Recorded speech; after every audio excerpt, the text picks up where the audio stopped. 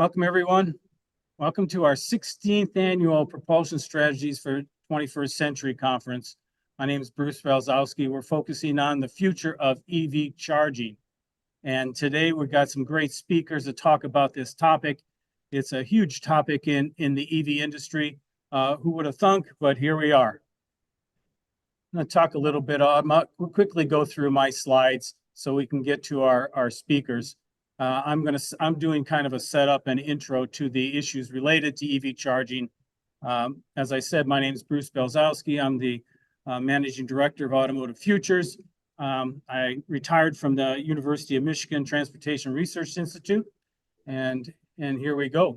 We have got our funding for our Automotive Futures Group comes from our affiliate program, our research projects, and our conferences. These are affiliate members. We always take time out to thank them for their support. We couldn't do it without them. We're looking forward to having other people join us. Some of the benefits are they get early results from our research projects, free attendance for all our conferences, for everybody in their companies, the state-of-the-art industry presentations, members dealing with members' questions for our surveys. And new for 2024, 20% discount for classes at the U of M Executive Education Program from the Ross School of Business, digital and open enrollment programs. Our research partners come from IT organizations, OEMs, government NGOs, suppliers, and consultants. Our main projects are power propulsion strategies for the 21st century. The future of charging, that survey is going out in August. The most recent one, future of batteries, is going out to our affiliates this month. We have an EV Evolutions program that's on our website. We're updating that daily with new information on China, the US, and the EU. And we post that on our LinkedIn site as well. And also our future of automotive IT. We're looking at AI in the automotive industry. We did that last September. We're doing it part 2 this September. We also do look at the supply chain issues. We had 2 conferences early in the year that looked at the coming automotive supply chain, sustainability, as well as the potential for deglobalization of the supply chain. And our Inside China conference, which is our 17th annual that's coming up in November. Kara Elkire, our senior research associate, is online right now, managing the YouTube video, taking questions from the audience. Shirley Netler is here on working the desk. We also have student researchers who work with us. Some of them have been with us for a while. Some of them are new. We usually have some new ones starting every year. As I said, we have a LinkedIn page. Please join us if you haven't already. We're posting 2 to 3 times a week. As I said, upcoming conference, AI in the auto industry, part 2, and China in November. We've got some great speakers. Omar Asensio is going to be starting off. Brian Chesla was going to join us with Brent Frizzell, and Michael Kintner-Meyer and Brian Chen all are experts in their areas, so we'll be looking forward to hearing what they have to say. We also have questions. Omar starting us off. We'll do a Q&A with him, then Brian and Brent. Then we'll take a break. Then we'll do Michael and then Brian Chen, and then we'll adjourn for lunch. Everyone is going to get a link to the presentations. The affiliates will get the link to the presentations, but also a summary of the highlights from the conference that Kara will be working on.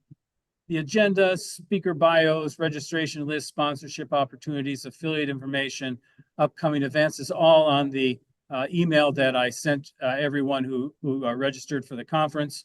But audience questions and conference feedback are important.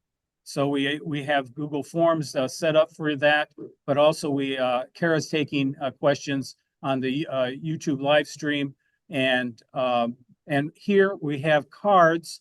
Sherry, can you get the yellow cards out and distribute them? Are they already out? Okay, thank you very much. You got yellow cards on the table to have those come up to me so that we can answer your questions. All right. Future of charging. Why are we here talking about charging? Well, one of the most recent surveys from McKinsey said that almost 40% of US EV buyers want to go back to combustion engines. And why is that? Primarily because the top concern is the inadequacy of the public charging infrastructure.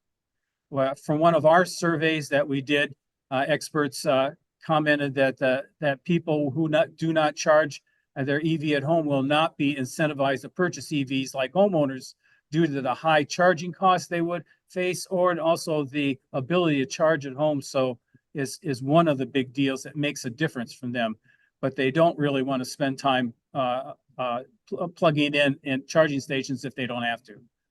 Also, public charging centers need to come up with structure and organization, and this is a lot of part what we're going to be talking about today, as well as workplaces and restaurants and retail stores. One of our most recent study that looked at the future of batteries, we asked for the sticking points for EV adoption. Number one, range anxiety. Number two, same thing, charging infrastructure. Number three, charging time. And number four, initial purchase costs. Usually initial purchase costs usually blows all this stuff away, but it shows you how much charging is a bigger deal now. Also, charging in urban areas is considered by our experts as from one of our surveys as being the more important than suburban and rural. All the others are important as well, but urban is the big challenge. They think that non-homeowners, it's going to be difficult for them to charge in 2025, and they think it's going to get a little better by 2030. Let's look at charging basics. 80% of public charging ports are level 2. Estimates from home and private charging are at about 80%, and most statistics talk about public chargers, though most charging is done at home so far. Cost issues. Level 1 chargers are free with a vehicle purchase. Level 2, home charging is about $2,000 installed. Level 3, away from home, not usually at charging stations, with installation rates, a cost of about $20,000 to $120,000. It's usually charging at home is the least expensive. It costs less in general to charge at home compared to a gas vehicle. And free options are available. Some public chargers work at other places and are still free. And Omar is going to be talking a little bit about that. The added cost of charging, the other piece of cost has to do with the state level road taxes that may be included at public charging points, charging per kilowatt hour, or maybe road taxes for home charging will need another solution. It may be mileage based. Reliability is a huge issue for chargers right now. 2023 UC Berkeley study found 25% of public chargers did not work. 2023 JD Power US Electric Vehicle Experience Public Charging Study showed that 20% of all charging events end without charging, and that the big issues had to do with reliability. This is the listing of JD Power of level 2 charging stations and which stations are doing better in terms of customer satisfaction from their standpoint. Volta, Tesla, ChargePoint, and Electrify America and Blink. If you look at DC fast chargers, it's really the Tesla superchargers are the leaders, and the others are following. So when you look at EV charging challenges and opportunities, you got to look at the players. You got the manufacturers have a play, the power companies have a play, charging companies have a play, consumers have issues, government has a play, and even oil and gas companies. Manufacturers are combining their resources to build out a network of chargers under the name of Iona that includes GM, Mercedes, BMW, Toyota, Hyundai, Kia, Stellantis, and Honda, with a goal of 30,000 reliable ultra-fast chargers in the US by 2030. The oil and gas companies are using gas stations as charging stations. BP Pulse purchased $100 million, put down $100 million for Tesla's charging hardware to operate its own. Shell and Total Energies have 55,000 charging stations globally, but ExxonMobil is taking a little different tack by investing in lithium extraction. Who's the largest charging companies by market cap, not by the numbers of chargers, but by market cap. And as you can see, Tesla, EVgo, ChargePoint are the leaders here, but the differences are very minimal. But there are all over the globe. But one thing that's missing are the Chinese. The NAS technology is and number 9. In China, most of the Chinese chargers are state-owned, so they may not be even listed on stock exchanges. Tesla has the largest number of DC fast chargers, over 50,000 globally. It's fully integrated with Tesla vehicles, tracking charger availability and each vehicle's charge, something that all the other companies are working on. ChargePoint has a lot of companies, auto companies that they're supporting. But when you look at issues related to policy, it all comes from the bipartisan infrastructure law that was passed in 2022. And now all 52 plans from the states were submitted in 2022 and approved in 2022. They released $2.5 billion so far in fiscal years, the combined 2022, 23, and 24. Currently designated EV corridors comprise 33% of the national highway system, 92% of the interstate highway system. All this is the good news. The bad news is that it's really happening very slowly. You're not seeing a lot of work being done in terms of finished charging stations. The infrastructure law has until, I think, 2028. So things are going to be theoretically picking up a lot within the next couple of years. Michigan, for itself, it wasn't until 2024 that they announced 41 project selections amounting to $23 million in round 1 requested funds. The projects go throughout the state of Michigan.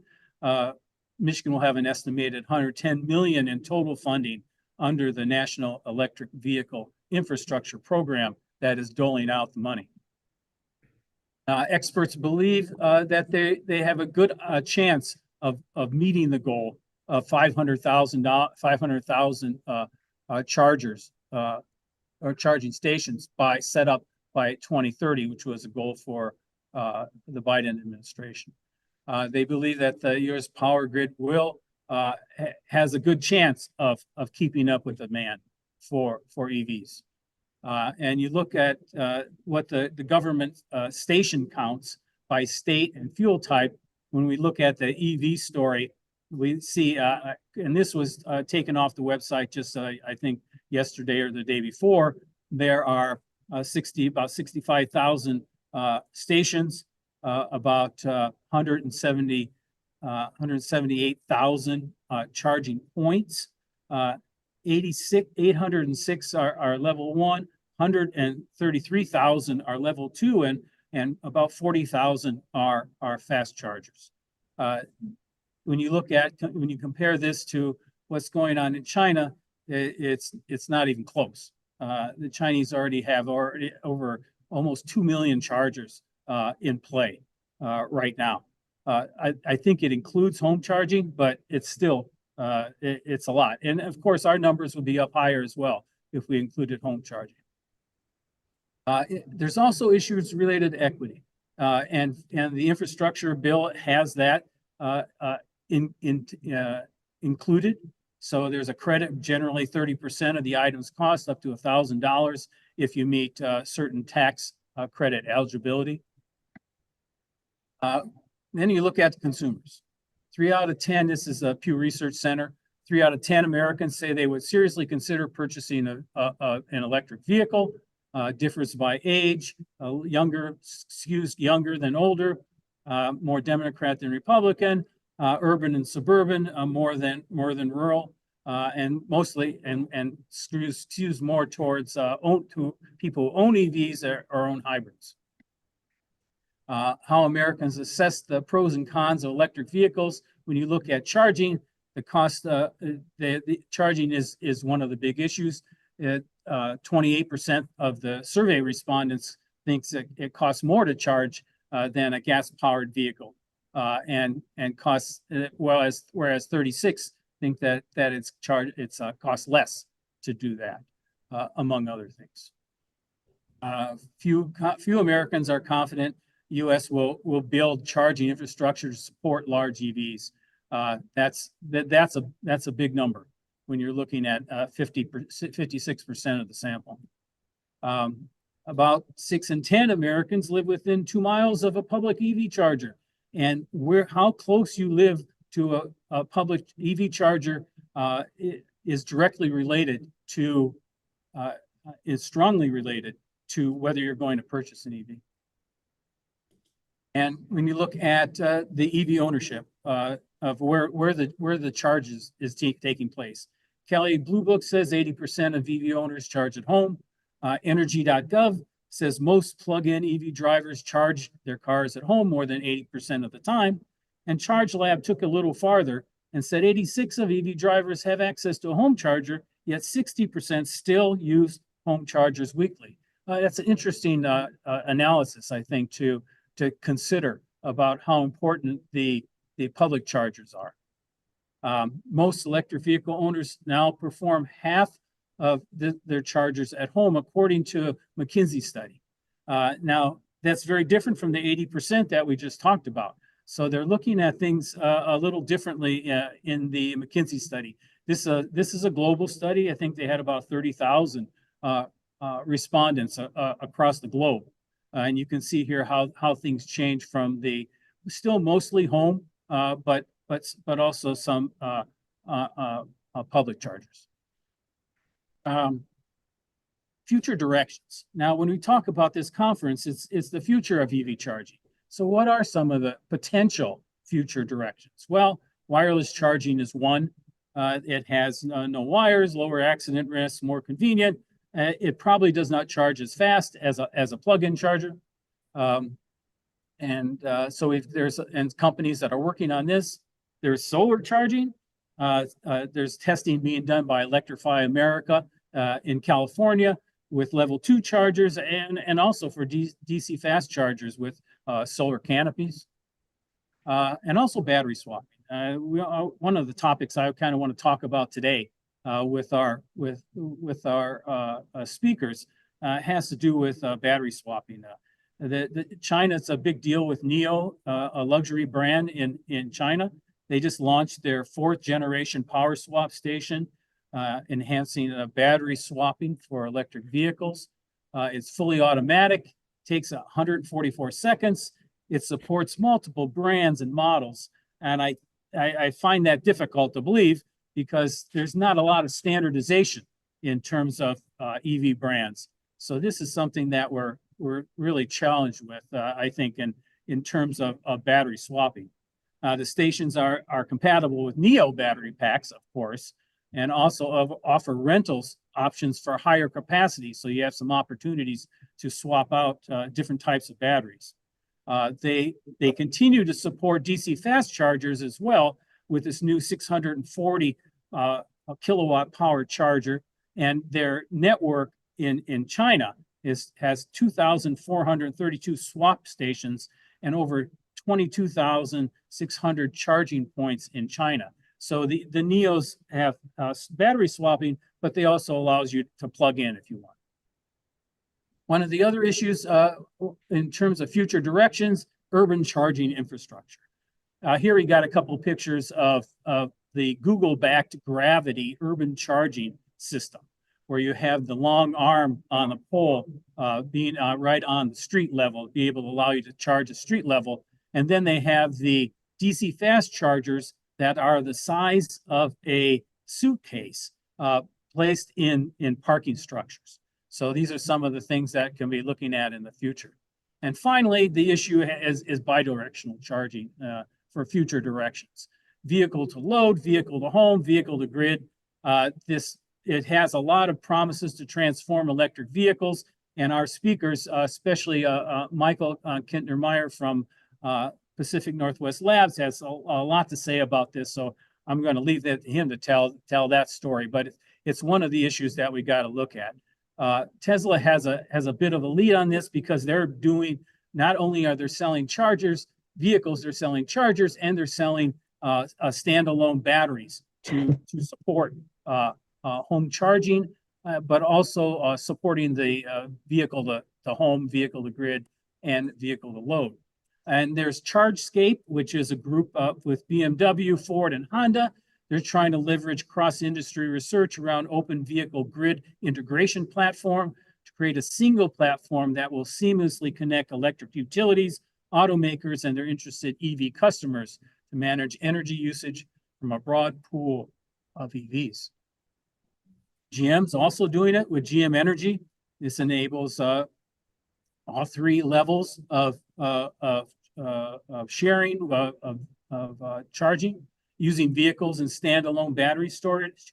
And Hyundai, Kia, Volvo, and even Nissan have also offer or will offer soon bidirectional capability. So thanks a lot for your time to listen to me rattle on about to set up our conference here. I'm going to introduce our first speaker, Omar Asensio. Omar Asensio is an associate professor and director of the Data Science and Policy Lab at the Georgia Institute of Technology. During the 22-23 academic year, he was a climate fellow at the Institute for Business in Global Society at Harvard Business School. His current research focuses on climate and electrification strategies at the intersection of technology, AI, and public policy. He uses large-scale data and conducts field experiments to address innovation challenges in energy systems, transportation, and human mobility. His research in research conservation and electric vehicles has been published in leading journals such as Proceedings of the National Academy of Sciences, Nature Energy, and Nature Sustainability. He's a member of the U.S. National Academy of Sciences, Engineering, and Medicine, New Voices 2021 cohort. He holds a doctorate in environmental science and engineering with specialties in economics from UCLA. Welcome, Omar. Bruce, it's a pleasure. Let me set up the slides for everyone. Okay. And let me go full screen. Okay, thank you so much. So it's a pleasure to be with you and to talk about EV charging. I just thought it was a wonderful introduction you gave, Bruce, to the future of EV charging, what we know about the current state of infrastructure. So I'm going to talk today about a series of papers and projects that we started sometime around 2010, 2011 or so. And that was kind of the beginning of the modern EV charging market. And the idea was, how can we activate consumer data to be able to understand something about the status of EV charging reliability. And so this is joint work with Mike Toffel at Harvard Business School, and of course, one of our PhD students, Yifan Liu, who was involved in this project.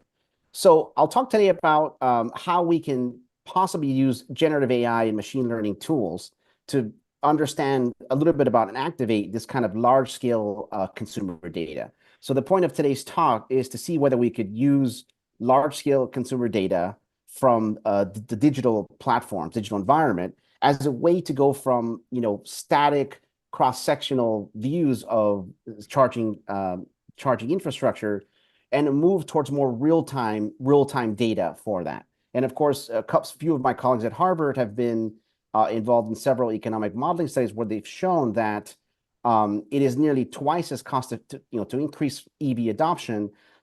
It's nearly twice as cost effective to focus on EV infrastructure deployment as opposed to subsidizing EV sales. And of course, we've seen evidence from that in Europe and Norway and so forth. And of course, we have evidence in the US for that.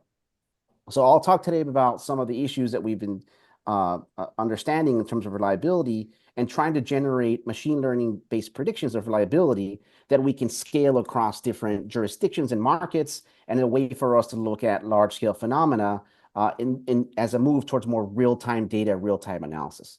And overall, kind of driving today's talk, I just wanted to say that we're going to focus a lot on the quality of the charging experience and think about policy action to drive the quality of the charging experience rather than just increasing the quantity of cars and infrastructure. So that's kind of a motivating thing. So, the next thing I wanted to show is that you guys have probably all seen these kind of, charging audit studies that have come around. And of course, every few days, somebody emails me a story. Hey, there's this new study that's showing that these chargers are broken. Of course, I'm showing you things from NPR, Forbes, and Wall Street Journal. Famously, this article that says that, they did this, kind of drive across the US, and they visited over 120 EV chargers. And of course, the experience, for most consumers as they drive through, is that either they get there, they're out of order, somehow they're not working, they can't do the transaction, and so payment processing issues or connection problems. And so if you're already driving an EV, and you kind of understand this, that it can be kind of an issue with reliability. And of course, I just wanted to contrast that with what we might our expectations from gas station infrastructure. And so if you show up to a gas station, if 1 out of 4 times you show up to a gas station, there's no gas and you can't refuel, of course, it would kind of be consumers will certainly revolt in that case. So let me just kind of set up this, kind of the motivation for trying to bring in this kind of AI-powered tools. And that is, we have a very decentralized growth strategy in the US, and that is, we have government kind of directed government investment now at a national scale, but also local or regional scale. But we have tens of thousands of individual station hosts who set their own access and pricing policies for charging.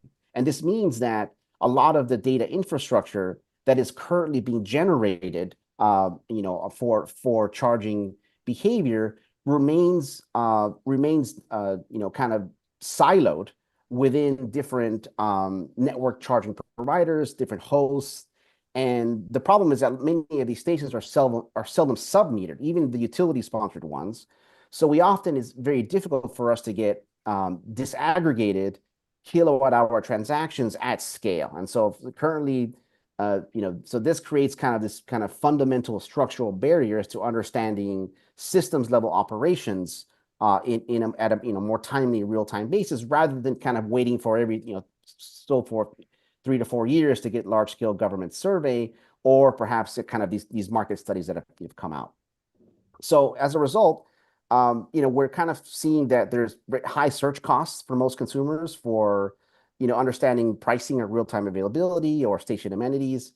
And most charging network operators have little to no incentive to share data. Okay, so and of course we have no standard reporting requirements necessarily for user information. And of course, this DOE tool with the alternative locator tool is kind of a nice step in the right direction. Of course, it provides information about the location of many of these chargers, and maybe some station amenities as updated to DOE, but really there's no real centralized source where we will get kind of performance data. Okay, so what we're going to try to do is we're going to try to use consumer-based reporting as a way to kind of crowdsource, use kind of citizen-based updating to give us a kind of Bayesian update on the performance of these chargers.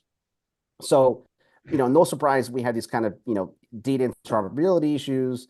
And of course, as a result, we have very little, there are very few studies that have large scale evidence kind of on a national scale or maybe even global scale. So I just wanted to kind of show you, of course, Bruce did a wonderful job at showing kind of what is the current counts of infrastructure. And we have something like 5.8 million reviews from consumers who check in and leave comments about their charging experiences. They could upload comments or photos. It's kind of a robust community along with these charging station locator apps. We recently have been, having discussions with Google and others, where now, say, for example, the BP chargers are going to start broadcasting real-time data and real-time status within Google. So I think that's going to be an upcoming, data revolution with that. So I'm going to give you kind of a snapshot of 10 to 12 years of consumer performance along these chargers, dating back to about 2011. And the last time we've updated kind of this data is 2024. So we're just kind of giving a snapshot of historical performance over time. So I just wanted to say we have chargers in the U.S. Across all major census regions and all major kind of network platforms. And of course, we're relying on publicly available consumer reviews of users when they check into a station. So it's a lot of this is conditional on them checking into a station and of course leaving some kind of comment or user tip and so forth. So we aggregate kind of all the publicly available stations. So this becomes kind of an interesting computational problem because now there are tens of hundreds of thousands of reviews each year. Obviously this is kind of a data set that keeps growing as we speak. The data set keeps growing. So we estimated that even if we took kind of the publicly available comments and tips and reviews, it would take about 99 work weeks for a human to kind of complete these classification tasks. And so the idea that human experts could read through all of the data to kind of make sense of the information seems it's cost prohibitive from a research standpoint and from a research evaluation standpoint. So what we're going to do is we've been deploying various machine learning classifiers to try to extract insights from the large scale consumer data, and we develop a typology of charging behavior that allows for both binary classification of the reviews. Does it talk about a specific issue, whether it's payment processing or reliability issues or so forth, but also multilingual classification. And so we've ended up being able to generate these kinds of classification models at scale with very high accuracy in now 72 detected languages. So we do this in the US, but also this capability allows us to look at evidence outside the US. And of course, we've looked at data from Europe and of course, East and Southeast Asia with several publications on this. Okay, so the main research question is, can we train an AI then to discover EV charging behavior and service operations in near real time? And so in this case, urban charging is going to be very important because especially the more frequently used stations will get more frequent updates on consumer experiences. And so we might think about these mobile platforms as kind of a repository of complaints. And so that would be one view of it. So if it's mainly just people checking in and leaving complaints, then it would be that's one way to conceptualize the consumer data. And of course, it turns out that that's not the case. It turns out that EV drivers are generally a community of enthusiasts. Is the way that it's been described. And of course, they might share a number of different things like user tips, like, okay, the charger is in the back and here's the sign, there's no signage. And so it's kind of a rich, it's kind of a community, a network where they've even developed kind of their own lingo. So I'll just kind of show you some of the latest results on classifying this data, and then we'll extract some insights specifically related to reliability issues and then station survival, which gets at kind of some of the equity issues.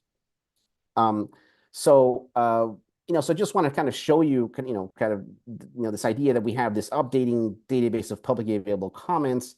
And then at the bottom, what I'm showing you is kind of like the way we kind of extract a conditional probability of, say, detecting a reliability issue in a station. So this comes from the reported consumer reviews. And so imagine we can just now take, for a given station location in a given year, we can say, well, let's now make prediction of the conditional probability that a station would report or experience a reliability complaint or issue, conditional on the prior history for that station. So we'll generate kind of an index of reliability scores between 1 and 100 by construction, where the higher the number means that you have more reported reliability issues. And then, of course, so we can do it in either way. So we'll just construct an index of reliability where 100 means good reliability and 1 means poor reliability, or we can do it the other way around. So just this is just kind of an updating figure.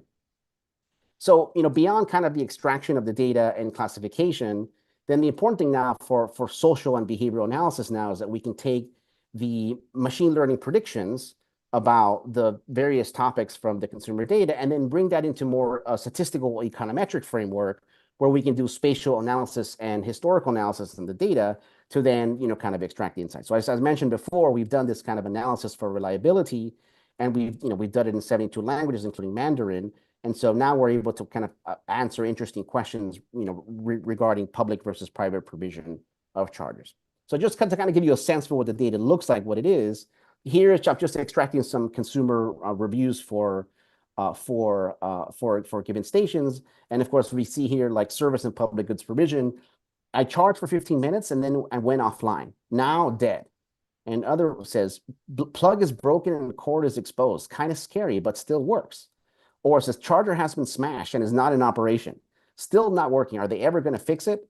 Finally works. Yeah. Never mind. More issues. And so just kind of give you a sense for, the kind of comments we see. On pricing and congestion, fast charger working fine. I don't mind the $7 to charge, but I do mind the over-the-phone 10-minute credit card transaction. Or ridiculous pricing. Talk about overpricing yourself out of business. And so we went back to see, okay, what was the charging? What was the price to charge at that station? And then you'd be surprised. I think it was something like $6 to charge at that station flat rate. And so the consumer was kind of complaining about that. So it's interesting to kind of see that. Using a supercharger, 3 waiting behind me. So of course, pricing and congestion issues. Okay, so for those kind of interested in kind of the more technical aspects of the AI implementation, we've been implementing several generations of machine learning classifiers, most recently with GPT-4. And I'm kind of showing you that using this kind of human in the loop or human expert training, we've done this kind of prompt engineering where we give kind of the AI a different context for the different reasons. So a basic prompt that says classify the given thing as station reliability based on our definition. And then we provide different context definitions and examples. And then we've just kind of shown that using counter examples to define the conditions, we can easily kind of approximate a semi-supervised machine learning classification. So for those interested, very high accuracy, 90+% accuracy with F1 scores is super high, greater than 0.9. So I just wanted to kind of show you an example in terms of how the machine learning algorithms now can learn the EV lingo. So we started reading a bunch of reviews, and we had this kind of phenomena where these users were talking about, oh, I just got iced, or I got iced by another kind of car. I got iced by a blue Dodge Journey. And we're like, what is this icing thing? And so it turns out that, the term iced is being used when the annoyance when a regular gas combustion car is parked in the EV spot. And so we did an online experiment where we gave 1,000 U.S. adults just a test. Can you classify the sentiment of this review, giving them examples of users complaining about icing?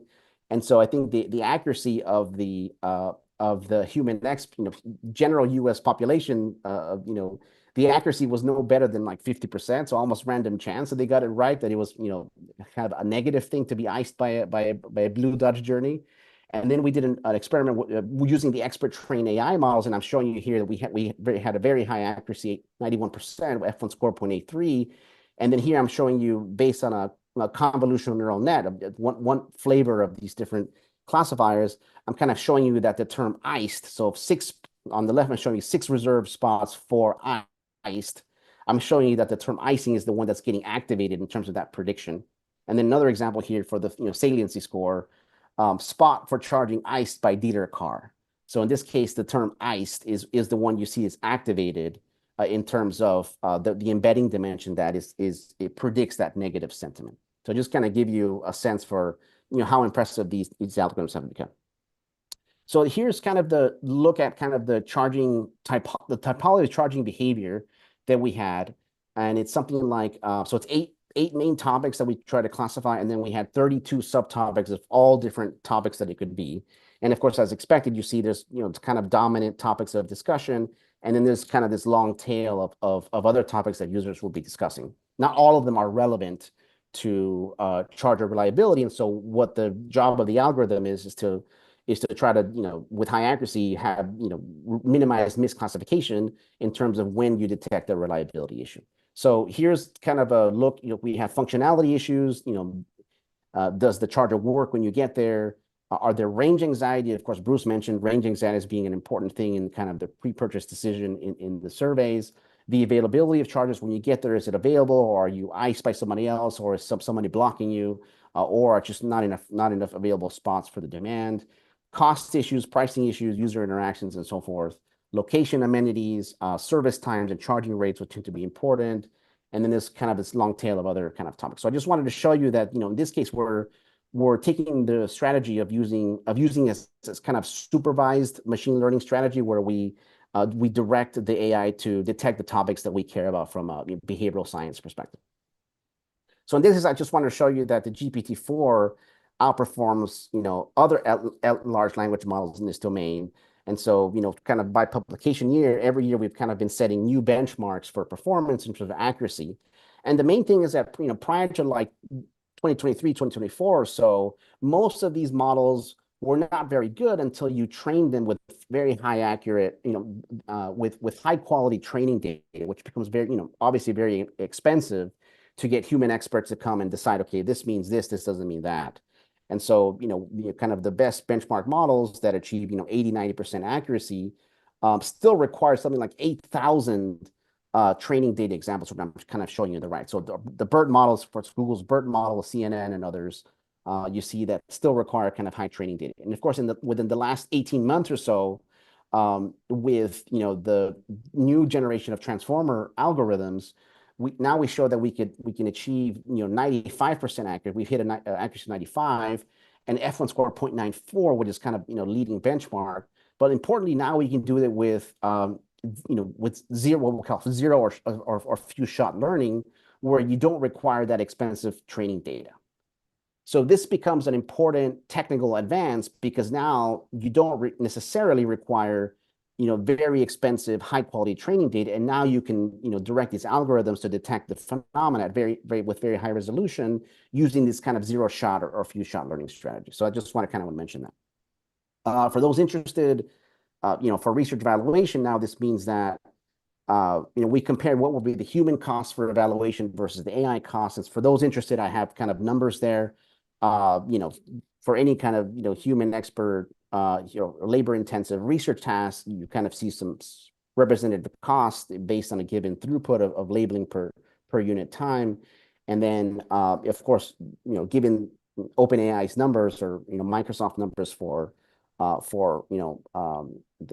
OpenAI service, you kind of see that there's kind of a significant reduction in research evaluation costs using this AI technique.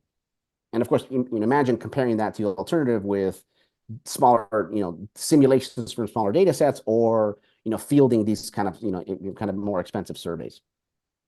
So the first task was, can we extract kind of pricing schemes automatically from these stations? And then I'm kind of showing you kind of the typology of different pricing schemes. And here I'm showing you the distribution of pricing models that we kind of see across the different chargers. So here's a national sample of about 10,000 chargers for 2022. And what I'm showing you here is that the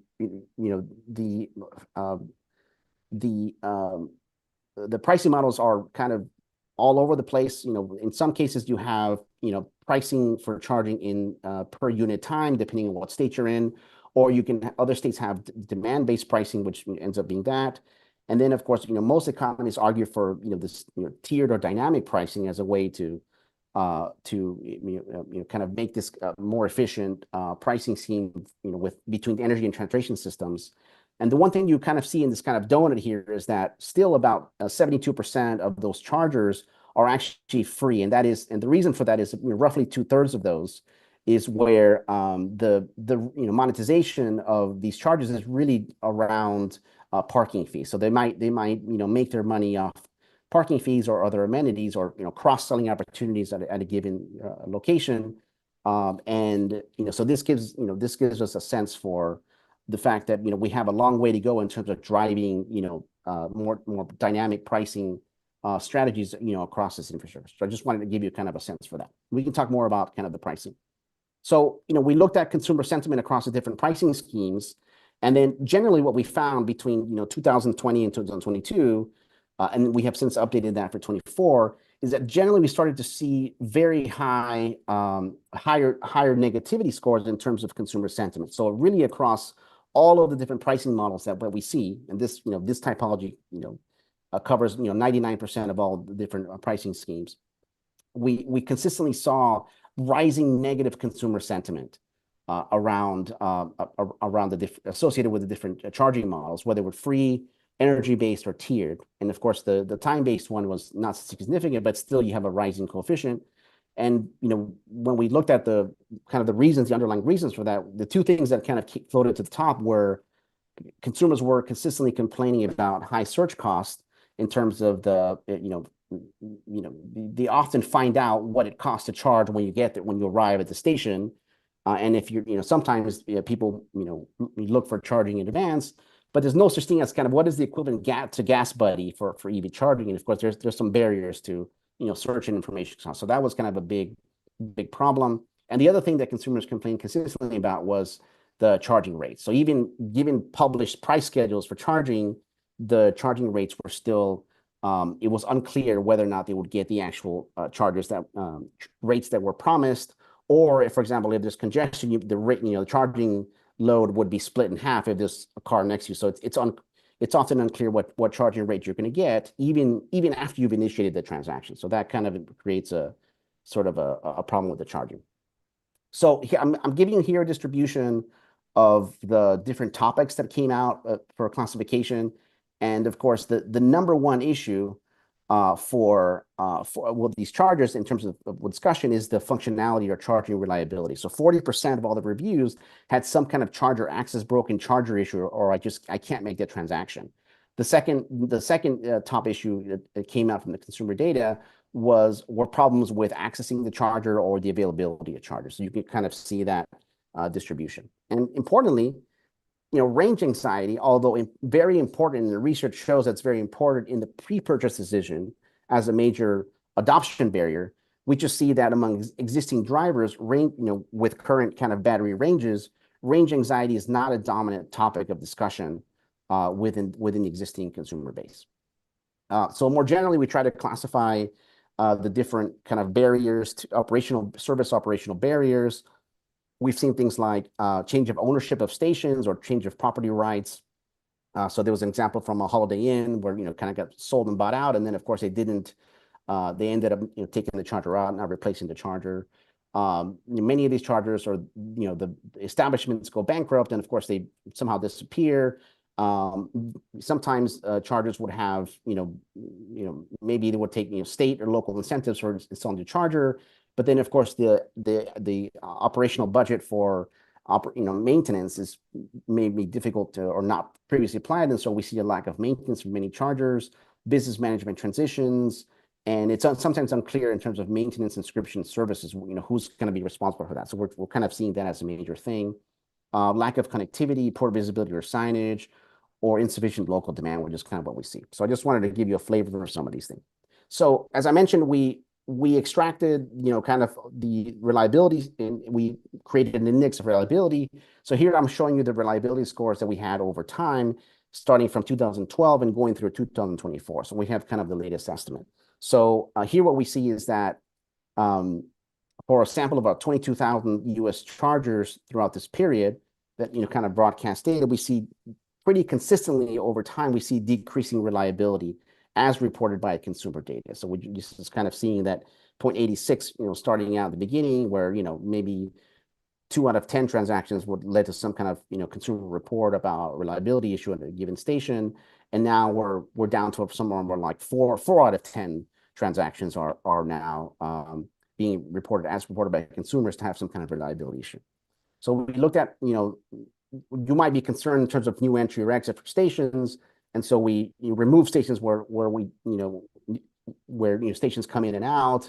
And so you see that this decreasing reliability issue, this downward trend in the reliability scores holds even when we remove new entry and exit. This is for a sample, of course, of about 40,000 stations in the US. So now, of course, we have this, we can look at the histogram or the distribution of these probability scores. And we end up with a mean reliability score for national, at a national basis of about 78%, which was, significantly lower than we expected. And so, here we're kind of showing this, kind of lumpy distribution where, many stations are operating very well, but there's a significant density of stations where consumers report, major issues. This is kind of what we're seeing. So this same thing holds for, level 2, level 3. So we split it up by, the fast chargers and level 2. And I'm reporting the numbers down there, about 70% for level 3 chargers, 79% for level 2 chargers. So the same thing holds. And then one thing that happened in the data was that between the times that we've updated the data 22 and 24 and 2020, so we've now updated the data 3 different times, we found that stations that used to exist no longer existed. And so we did a series of analysis to understand the survival of stations. And as best we could, we looked at, what is the expected lifespan of a given charger, and just based on industry estimates, we got a number of about 10 years for a charger, based on a study by Neubauer and Wood. And here, empirically, what we find is that the average lifespan for a charger, at least for a level 2 charger, is only about 4.6 years, and for a level 3 charger is about 4.8 years. So that is, that kind of raised questions as to, why is it that many of these stations where we have service operational issues, why is it that some of these are just, not performing as expected, or even their lifespan decreasing more, faster at rate than we would expect with just technology obsolescence. So here I'm going to show you that, so we try to understand the factors that were kind of explain this issue of lack of survival of stations. And what we consistently find here is that stations that were part of a major network, or network, kind of subscribed to a major network, tended to have longer survival times than those who were non-network stations. And we kind of see that across the board. So here I'm just showing you that there are some differences in the reliability scores, whether they're inside the federal core, the federal EV corridor, or whether they're outside the feeder corridor. So there's some interesting things that we're studying there to look at the mechanisms. And just here's kind of a snapshot of the overall reliability scores on a national basis. I just kind of zoomed into Boston, where I was living this year. And of course, you see that, in the major urban centers, you have, entire urbanized areas where reliability remains quite poor. So you see in the yellow, in orange, and red, you see just a bunch of spots all over the map. So, of course, now we can look at these issues on a kind of global basis. So I'm just kind of showing you that so this is just the machine learning predictions of the functionality of chargers across the US and in Europe. And you see that in the deeper purple areas, this is where you have higher intensity of discussion around the functionality of chargers. So it just remains in kind of the top number one issue, so forth. So just kind of looking at sort of the equity issues. In this map, what we've provided is a look between 2020 and 2022 in the US, for every county in the US. And in the orange and red, you see counties that have experienced substantial losses of chargers. So despite all of the policies for getting chargers on the ground, in the orange and red, you see entire counties where you have lost a significant number of stations that used to exist and somehow have been decommissioned. And in the green, light and dark green, you see areas that are experiencing substantial growth. So what I'm showing you here is that there's a significant, kind of uneven distribution of the change in access to chargers. And many of these that are, we're kind of losing infrastructure are not inside the targeted investment zones. So we kind of have a long way to go in terms of getting smaller urbanized communities and rural communities that may not be in the major areas access to this kind of enabling infrastructure. So I think I'm going to maybe stop here and we can have further discussion. We have a whole series of results that couldn't get to today, so I'm happy to have a further conversation. So I just wanted to summarize that we've been implementing various machine learning models to understand national consumer data. All of these models kind of show that charger reliability and functionality of chargers remains a dominant issue.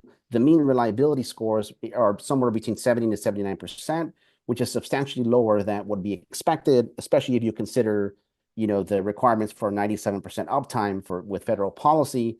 When combined with other methods, these things can be very useful to drive more real-time analysis of chargers. And of course, we're doing a number of studies to bring these AI-based predictions into more causal inference frameworks for economic modeling. And then, of course, further work is underway to get at deeper in terms of these service operational issues and understanding some of the issues faced by CPOs and charging hosts at a site level.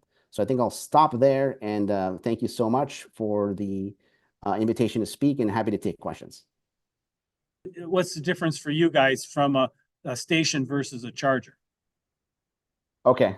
So in this case, a charger would essentially have one or two connectors, so a stall, right? And of course, a station location, as you alluded to, is the same thing we would consider, right? A one station location could have multiple chargers. Correct. And is your analysis at the station level rather than at the charger level? Yeah. Yes, it's at the station location level. So the concern is that you may have a station location, say in Ferry County, Washington, that a couple of years ago had maybe one charger or two chargers for the entire county. And then, fast forward a couple of years later, and of course, for various business reasons or operational reasons, that may or may not relate to insufficient demand, right? Because demand is still growing and demand is there, that the station owner or station operator decides to decommission that station. And then, of course, you have, disaffected residents in Ferry County, Washington, who may not have access to a charger in their entire county. And so you imagine the synergies between, so very hard to stimulate these kind of indirect network effects when, you have insufficient kind of charging in these kind of communities. So that was something that, we initially in much of the literature, weak demand is given as a possibility for, or non-optimal location of chargers is given as an explanation. But we're way beyond that in terms of this kind of early majority. Okay, very good. Thank you. Now, the growth chart that you showed was 2020 versus 2022. How well did the old data predict 2024? We had dramatic increases, as you know, in terms of new entry for stations.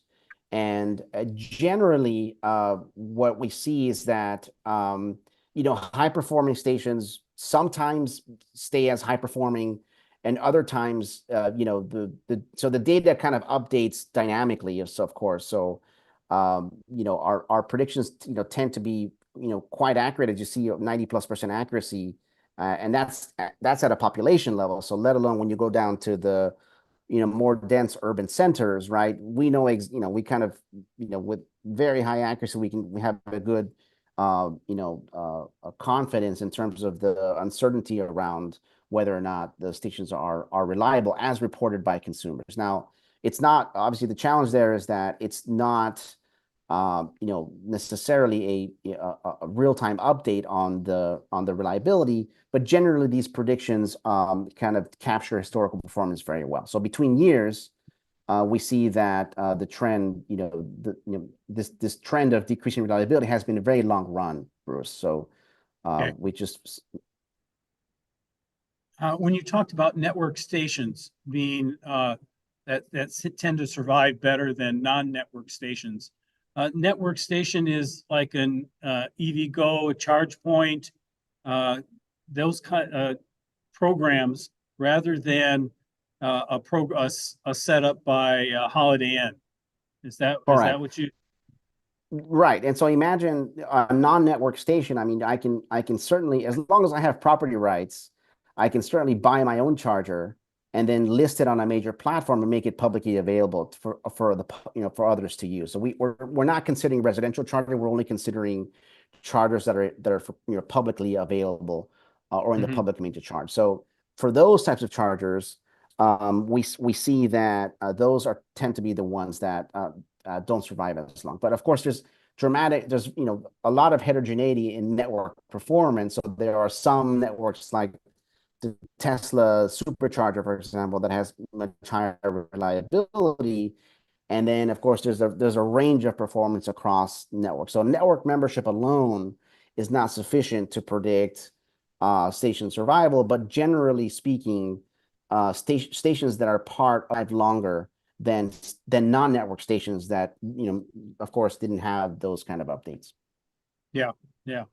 I think you and I spoke earlier about the range anxiety issue and how it's more of a precondition Mhm. challenge rather than a post condition based I on think your analysis. Based on your analysis. I think that's Uh, right, Bruce. And pretty consistently, your surveys show that range anxiety is kind of a hot topic. It's in everybody's mind when they're considering buying an electric car in terms of the pre-purchase decision. And that phenomenon, that result, we've seen pretty consistently across the literature. And that's kind of a known barrier, right? If in the correct. pre-purchase decision, what we find though is that, post adoption, post buying that electric car, range anxiety does not, I mean, it still shows up, and it's not like it's not important, but it's not a dominant the topic of discussion within the consumer data. So it looks like consumers are, not experiencing it as a major concern. But the major concern really is the station reliability and, of course, the station availability. Those are the top two issues that come out in the data. Very good. So I want to ask you, you've been dealing with this stuff for a while now. You've been, so now I want to get some opinion questions for you. Like, well, first of all, what kind of feedback have you been getting from the charging companies? Um, yes, I mean, so I think generally, I mean, so we've had several convenings this year at Harvard. We had multiple convenings with the charging companies. We've had various states and different cities who are kind of running these programs. Of course, we had the mayor of Oslo come and talk, and it's very impressive in terms of the EV penetration in Norway, just what they're doing on curbside charging. But you just to kind of give you kind of an example. I mean, I was many Uber drivers. So Uber is famously providing incentives for its drivers to to be able to lease, or at least get a discounted lease from Uber as a way to drive an electric car, say for a Tesla or some other car. And this is an amazing way to increase electric vehicle miles, EVMT, by offering that kind of green or electric option within Uber, and of course can have dramatic implications for mobile source emissions, even just with the ride sharing companies. And so I was talking to a couple of the drivers, and of course the story is that many of these drivers do not have access to charging at home. And so, the only way for them to kind of, operate or, have their daily kind of livelihood is they rely on public charging. So, story is that, they might live in a multifamily residential building that may not be pre-wired to have access to the charger. And of course, rely on these public chargers as a way to, to make kind of make it work for them. So I thought that was very interesting. Okay, thank you. How about have you gotten any feedback from U.S. government? Yeah, I think so. I think I was involved several years ago in terms of the for COP26. We were looking at the zero emission vehicles policy. So I was part of a large group of scholars, 10 scholars who kind of advised on that, in the run up to the kind of the Glasgow Climate Pact.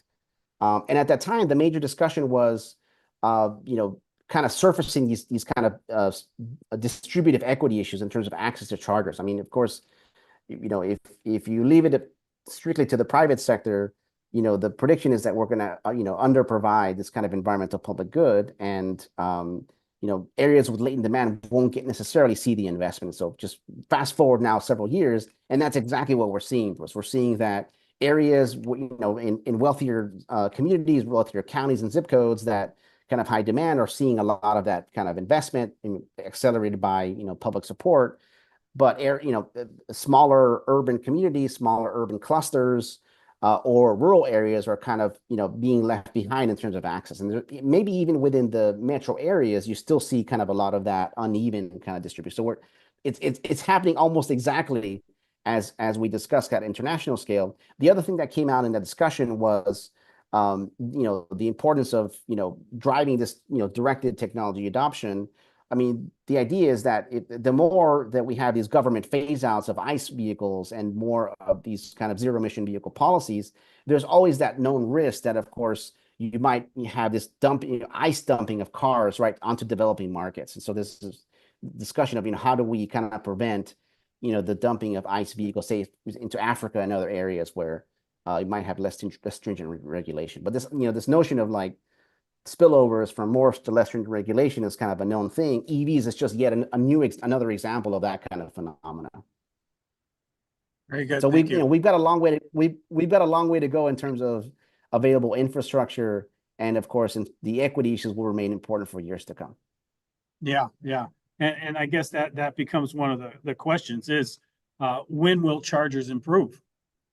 Correct. And as you see, Bruce, like the charger, the perception that I can show up to a gas station and I just know that I'm going to be able to fuel my car without question, as long as I pay for my gas, the confidence in public infrastructure becomes extremely important for consumers, and it remains a critical barrier for adoption. I think it's one of the most critical barriers to deal with pre-purchase decision, but then post-decision, people have to have a good experience, and it has to be easy for consumers.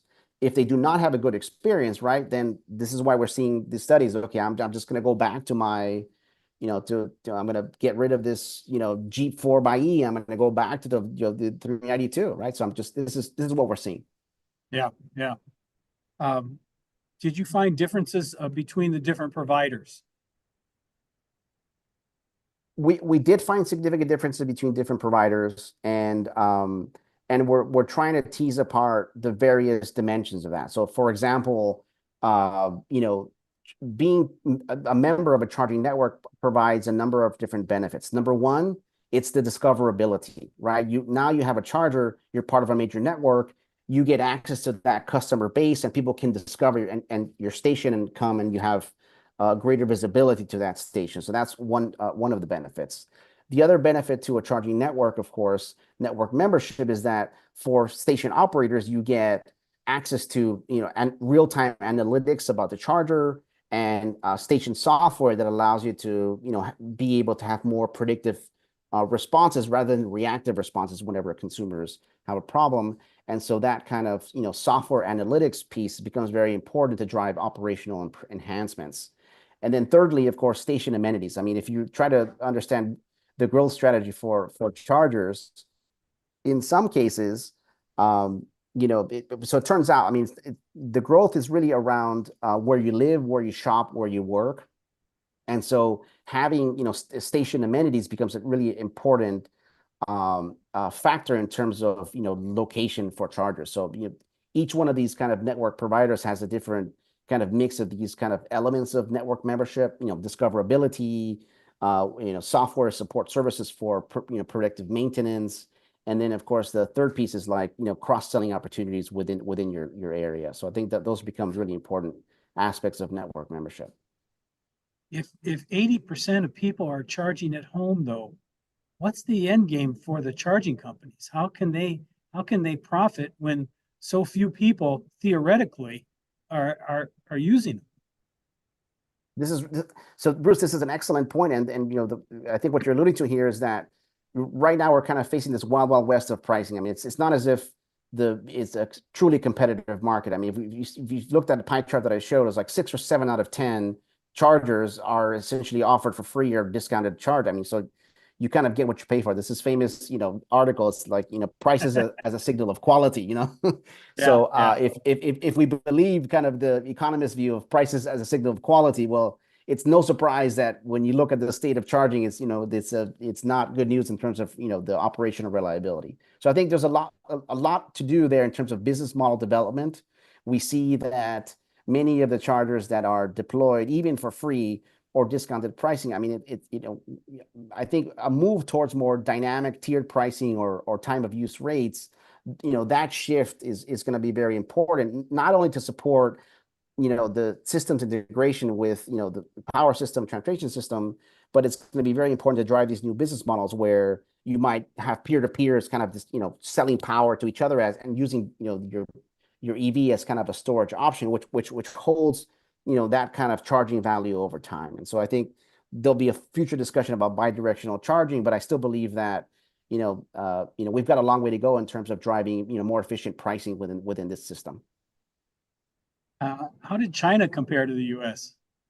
China, as you know, is a massive kind of player. We unfortunately had only we did have some. We did an analysis of East and Southeast Asia in terms of stations, and there we were trying to understand, okay, is there a difference between government provided infrastructure and private sector provided infrastructure? And of course, so our study in the U.S. from 2020 showed that at least in the U.S., the private investment in charging performed about the same as government charge. So there was no structural difference. There's no like systematic differences between government provided chargers and then private sector provided chargers. And I think we're saying, okay, is it equally good or equally bad at providing chargers? But if for China, we still see that and we only had we had a biased subsample. We only had a subsample of the Chinese kind of market. So I wouldn't say that our data was necessarily reflective of the full Chinese market. But we did see one phenomenon we saw in our study of East and Southeast Asia was that there were, in fact, systematic differences between the chargers that were provided by government, say like a city hall or the public library or some public a location. Those chargers were significantly worse than or had greater incidence of reliability issues and functionality issues than those that were provided by the private sector. So this is kind of like a kind of an inversion where it might matter in terms of the whether it's government funded or government managed infrastructure. Okay, very good. Omar, I'm glad you can stick around a little bit to get to talk about a little more because we've got other questions for you, but we don't have time for all of them. But which is a good thing. We got lots of good questions. One of the things that I think that came out of your research is the use of AI in the auto industry. We may bring you, as I talked to you earlier, we may bring you back in September for automotive industry and AI to see how the industry is using AI. But that was, I thought, one particularly a good topic for the future. Our next speakers they're really down into the nitty gritty of why that charger is failing, and we'll hear from them next. So Omar, I'm gonna cut you off, and then I'll introduce our next set of speakers. We have two speakers on this presentation. They can consist of, first one is Brian Chesla, who leverages more than 27 years of industrial experience as an engineer, researcher, and project manager in his current role as scientist and engineer for Dow Consumer Solutions. After working for 7 years in Michigan's auto industry, Brian joined Dow Silicones in the development of electronics materials. His research work included a crucial role in the development of materials that enable next-generation solar architectures. For the past decade, he's been a scientist and application engineer at Dow Performance Silicones, providing technical support to customers globally and coordinating support for North American electronics distributors. He's led projects to innovate new materials, including UV and moisture, dual cure conformal coatings, and other key protectives. The other speaker is Brent Frizzell, is the electronics and automotive market segment manager for specialty coating systems. His focus includes supporting global customers with their new and existing applications and finding the best conformal coating solution. In addition to his expertise in conformal coatings, Brent is a member of the IPC e-mobility Quality and Reliability Advisory Group. He spoke at many events and has nearly 10 years of experience in the industrial sector, sensor, and factory automation markets. He holds a bachelor's degree in chemical engineering from Rose-Hulman Institute of Technologies. Both Brian and Brent are representing IPC, a trade association whose aim is to standardize the assembly and production requirements of electronic equipment and assemblies. Welcome, gentlemen. All right, appreciate that, Bruce.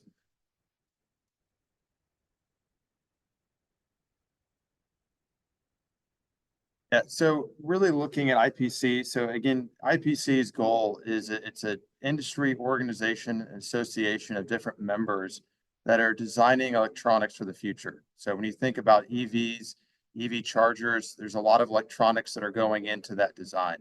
So in terms of, why we're here today, we're here to promote, I guess, the connection of looking at reliability with IPC, with what's going on with the design of charging stations.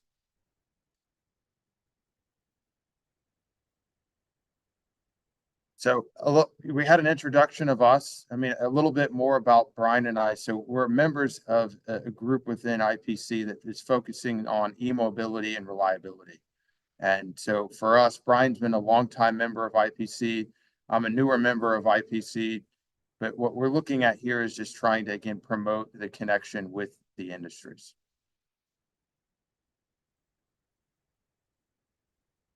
So really looking at the road to reliability, it's like, how do you look at the connection of a long time, many decades of industry experience in designing electronics? How do you solder parts onto a board?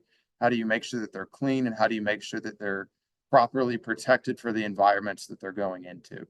So when you look at the group that Brian and I are volunteering our time to be members of, this is a big topic from many different industry players that are coming together in terms of trying to find the right solutions to propel the industry forward.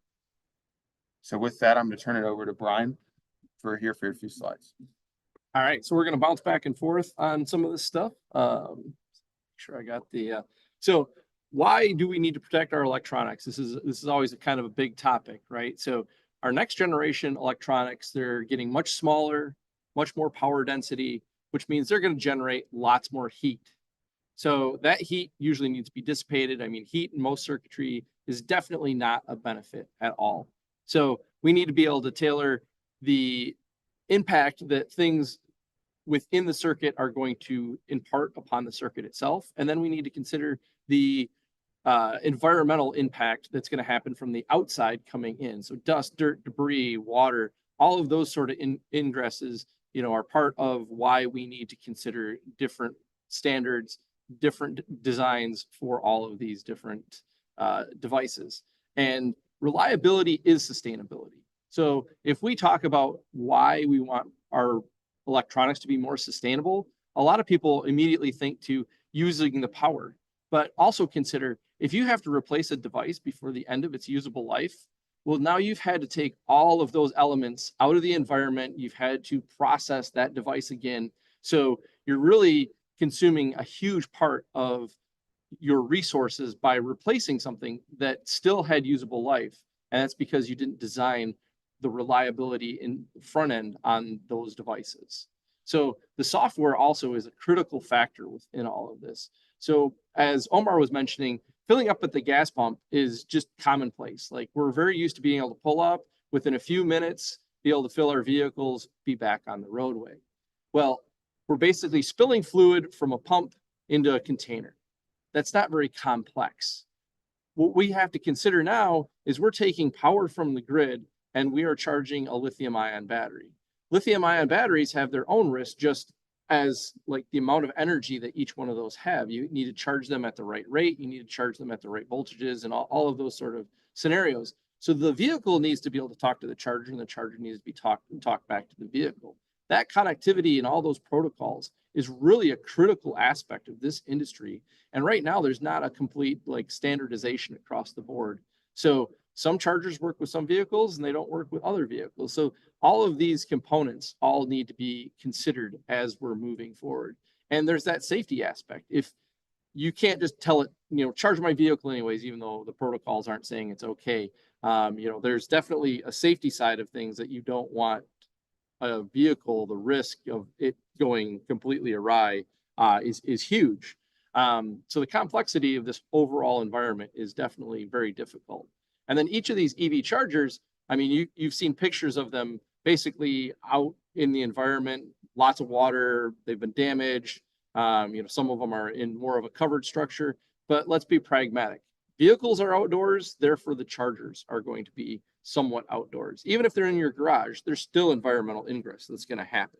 So they always have to be considered for a range of environments. And a garage in Arizona may be significantly different than a garage, say, in the Upper Peninsula of the UP here. So, a lot of things to consider as we're talking about, what do we need to do to really make these more reliable? And then the industry is moving exceptionally fast, right? There's lots of different new companies coming together, consortiums coming together. There's companies that are phasing themselves out of the market very quickly. Some of the OEMs are going into these partnerships. So there's a lot of things to consider on overall what the businesses are going to be moving forward. Right now, we're relying on public funding to help make our infrastructure better. But pragmatically, gas stations aren't publicly funded. They're a privately owned business. And ultimately, that business model is likely going to drift to that at some point. What IPC brings to the table for all of this is it's a community of industry experts. So Brent and I, we're SMEs within the protective space, right? So if you want to protect some sort of circuit board, I love my little demonstrator. So I'm going to hold up a little circuit board here, right? So it's completely protected. It's inside a giant brick. I've got lots of them. If you guys are here in person, I would be throwing out more items just to kind of talk through it. But we have to think, what exactly is going to get onto a circuit board and how do we keep that away? In a lot of designs, we have a very sealed housing, which will keep out some water, some dust, some dirt, some debris and things like that. But we have to consider what exactly we got to protect these assemblies from. And we have a community of experts that have seen lots of these examples. So you have all this tribal knowledge of folks that have seen it, whether it's in aviation, aerospace, or water and gas, and all of these different things. And they can bring all of these examples, and then we're able to cross collaborate amongst the industries and be able to come up with the most reliable assembly and the most reliable design. So that knowledge base is really very significant for good sharing. And the collaboration is pretty amazing, especially when you consider we have anywhere from students to retired SMEs that all contribute to this. So we're able to bring folks in even early on, even pre-career or early on career, help mentor them and help connect them with the rest of the industry. So that means that they're not alone. So the new designers that are coming into the industry, they're not alone. They don't need to have to learn all this and figure it out by themselves. They can pull into this community and they can ask questions, and then we can ultimately get them solutions and also connect them globally. As we know, many of these devices are not being made in a vacuum. They're being designed in one region, maybe they're being prototyped in a different region, and ultimately there's a contract manufacturer that's making them in even different regions. So it's a very global business. Omar touched on that at one point. We need to really consider how do we manage this globally, and having a community that has a global outreach is definitely a benefit. So I'm not expecting you guys to read this eye chart, and it's meant to be an eye chart. So this is existing standards within IPC. And there are several that are very tailored for automotive, and it goes all the way from the minerals that come in for the products, all the way down to how you prep the products, how you coat the boards, how you assemble the boards, how you connect solder for different applications. So there is a huge already library of details here that can be leveraged, all within the guides of PCBA assembly. So how do we make printed circuit assemblies as reliable as possible? And it really kind of comes down to also the end application, because no one design fits all. And as we notice, without really tailor fit standards today for the EV market, a lot of people are kind of making it up as we go. So it's kind of, one of our colleagues always says, designing the plane while we're flying it, which is always kind of interesting, but it's very interesting for this market as we kind of are. We're designing it as we're going, and we're making mistakes, but we're also learning. So the design requirements, at the PCB level are kind of critical. Obviously, there's some government funding, but that's an expectation of 90%, 97% uptime. So very interestingly, Omar said that charging stations are expected to last 10 years, but they're only lasting between 4.6 and 4.8. So that's, less than 50%, right? So that is pretty disheartening if you're considering the amount of funds that it would take to get these to actually in the ground and be used. And then depending on which study you've read, there's the Cal Berkeley one, there's the JD Power one. Those are between 70 and 80%. Is what it's saying. And basically his data was also saying the same thing. So we're nowhere near that 97%. So how do we get to that fundamental baseline of making reliability? And some of that's looking all the way down at the very finite level of the assemblies of the boards. All right, I'm pass it back to Brent.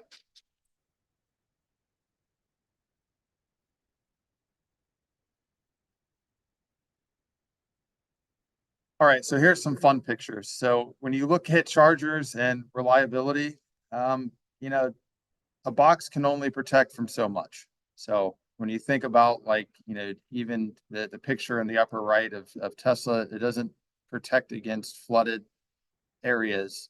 This is actually a picture in the UK, but when you think about, okay, we're designing a system to work and it's going to be protected in the box, it's sealed, that's great, cool. Well, the picture in the bottom left is somehow ants. So everyone's ever had ants in their house before. They're going to find a way in. So they built a mound inside of one of the charging stations, and that's something that is going to happen. So when you think about the scenarios, we're talking about say 70 to 80% of chargers are going to be working in a given time. So, okay, that's going to work for those scenarios. How do we make it so we're again closer? I said this earlier, to that 97% uptime requirements from a hardware design standard.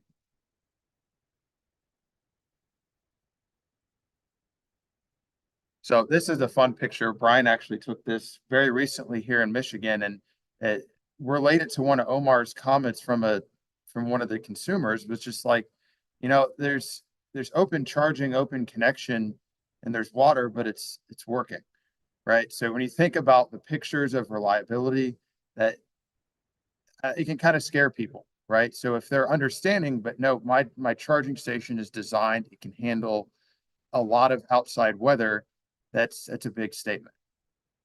Another point to make here is this picture is, I'm going to get to it in the next slides, but one consideration for design is, okay, well, it's in a parking garage, right? It's covered. It's not going to be exposed to the elements. We'll take a look at this picture. This is a parking garage. They got mounted on the outside. We've had inclement weather. I'm from Indianapolis. The past 2 days, we've had severe weather storms. These charging stations are going to be exposed to more than what is expected from the installation standpoint. So it's just thinking about all of those scenarios and how, again, where's that device being installed and what is that failure mode, and being able to test for that when you're designing versus thinking about it afterwards. So when you really look at the charging stations, there's level 1, level 2, level 3. There's a lot of different aspects to where potentially a failure could happen. So there's going to be electronics in the charging station. There's going to be electronics on the vehicle, within the cable. So there's a lot of different failure points that could potentially happen. A lot of times the reliability and connectivity and failures are more recognized by consumers as software. I can't pay for it, right? I'm not able to connect. But is that really the issue? So it's when you dig down into it, what is the failure inside of the charger? Not necessarily sure what it is. But when you look at overall with electronics, if it's outdoor in the elements, we're here in Michigan. When winter comes around, you're going to have salt on the roads. Everything that's going to be with regards to public chargers that are especially that's exposed to are going to be of a concern. So how does IPC merge this? So again, Brian and I are here to help connect what is already existing standards and connect it to what could potentially be a better guideline for EV charging in the future. So with IPC, so there's level 1, I guess with chargers, there's level 1, level 2, level 3. Within IPC, we kind of define the design classifications into level 1, level 2, and level 3. So with class 1, you're talking about general consumer products. So think about something you would have in your home. It's got 2 layers, 3 layers of protection. It's not intended to be outside in the elements. So that's going to be a basic design. You might get some, tests that are some like moisture or sweat tests, but that's going to be very minimal, very basic. And in recommendations, it's optional. It's kind of manufacturer dependent. When you get into class 2, you're getting into dedicated service electronic products. So charging stations is where you start to fall into this, where they have designated areas and environments that they're going to be going into. So that's going to be extended lifespan. Really getting it, it's going to be much more reliable than class 1. And things like conformal coating and protectives are highly recommended, right? So these are high level descriptions of what these classes are, but it's recommendations from many, many years of electronic design and manufacturing that we've been able to give to the industry. And then you get into class 3. So these are critical high performance downtime. Okay, it's question maybe where do charging stations fall into this, right? For me, if I'm spending public dollars, like it to me falls more into a class 3 because that is money, that is an investment that's kind of going into it. And these are used by industries like aerospace, medical devices, where failure at the time is not an option. So when you look at charging stations right now, consumers are getting frustrated because they're not working. Where does that balance fit? So it's kind of a balance of how much of the design cost goes into it to making it reliable to meet not only the uptime, but also what are consumers expecting from a quality product on the market. So the group within IPC, what we've kind of put into is a quick chart of like a general direction of, depending on the type of charger being designed, what level, what classification within IPC you could get into. So common, personal chargers indoors, depending on level 1, level 2, may not necessarily need to be more designed, right? It's going into a garage, maybe it's in Indiana, where I'm from, and doesn't necessarily need charging. But if you're in Florida, maybe we consider it, right? You've got more corrosive humidity, you're by a coastline, that might be something that's different. So another personal charger that's outdoors, anything outdoors, you're going to start to see class 2 as a recommendation. Again, it's intended to go into an environment that's going to have challenges. And then when you start moving more into public charger, the picture that showed earlier that Brian took, a public charger that's covered, okay, if it's on the inside of a parking garage might be different than where it's installed on the outside of a garage. But when you start getting into level 3, the other thing to consider there is the amount of voltage that's going into it. So that's not a consideration that we've even gotten into. But when you get into higher voltages, there are issues with shorting, and protectives help to solve that problem as well. But when you get into the outdoor, the public chargers, I mean, it's recommended that you're going to have some level of protection for the charging station. So with that, I'm going to turn it over to some data that, a group of different companies within IPC came together to do some data and analysis on charging stations and to show how the collaboration within an industry can help. Brian? Yeah, thanks, Brent. So this is part of the value and the benefit of IPC is these cross collaborations. So working across several different companies, several different value streams within it. What we did is we took some of the standardized IPC test boards that are used for different certifications, and we kind of like broke it down into basically your class 1, your class 2, and your class 3 sort of thought process. So your class 1 would be a board that's assembled It's not really cleaned. It's not really, there's no additional coatings to it. So it might have no clean flux presence on it. And then we took it all the way to a very clean, a very coated board, just to kind of see, well, what exactly is the difference here? So the yellow band is kind of an acceptable range. And this is under 85 for, I would say, a short period of time. I mean, we're only talking, 175 hours, I think was this overall test, just to, kind of see that trend line start to emerge. And many folks within automotive, usually you're testing to thousands of hours, right? 1,000, 2,000, 3,000 hours. So if you mentally extrapolate these trend lines, you kind of start to see what exactly is going to happen as time goes on. So no clean, no coating, obviously is showing kind of the lowest performance. It's still acceptable. I mean, there's lots of industries that's normal. So you have a toaster, that toaster is going to work just fine for the life cycle because it's not in significant environment. But now we start to add the environmental concept to this. So we're talking higher humidities, higher heat, other ingresses that could happen from dust, dirt, debris. Now we kind of also consider the risk, the voltages. So what happens if my toaster, fails on the counter? Well, my bagel doesn't get toasted that morning. That's a bummer. I'm going to have to run to Myers or someplace in the afternoon, pick up a new toaster, grab it on Amazon Prime Day. So be it. My EV charger fails in my garage while I'm sleeping and catches fire. Well, that's, a slightly different risk. And this is kind of that thought process of like, well, where exactly is the value? Being a material supplier and a protective supplier, of course, I'm advocating for coating all of these assemblies. However, you see one of the huge adders to this is actually cleaning it. So a huge tick is cleaning it. On the next slide, you'll kind of see the difference when you go to coating. So now you're looking at it. Now the clean board, okay, you see lots of noise within that. So the noise that you're seeing in that upper left-hand corner where you actually see the spike go down, that's a short. That's a dendrite that grew within the assembly. And what happens is it reaches from the potential difference of the overall circuit. And when it hits that other side, it actually burns away.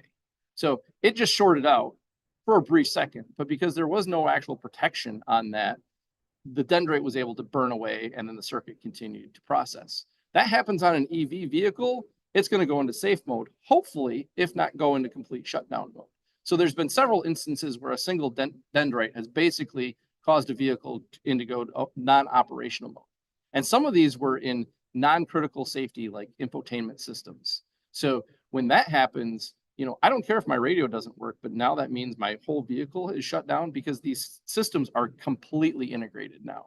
So if you're not coating even on the interior of the vehicle, the whole thing doesn't work. Same thing for the EV chargers. Okay, now the payment system has failed. Okay, so the EV charger says, well, I can't charge your vehicle because I can't charge you for it, right? I can't bill you for it. So all of these systems now become very integrated.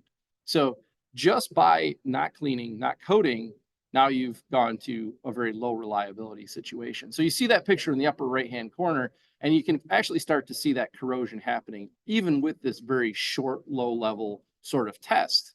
Now you start adding more and more voltage, that testing is going to get even more and more exacerbated as we go on. All right, so some of our e-mobility, obviously, we're worried about assurance in the design. There's a wide range of activities within e-mobility that's definitely keeping us very busy. IPC is trying to generate some of the standards to make it a little bit more comprehensive within, this EV space.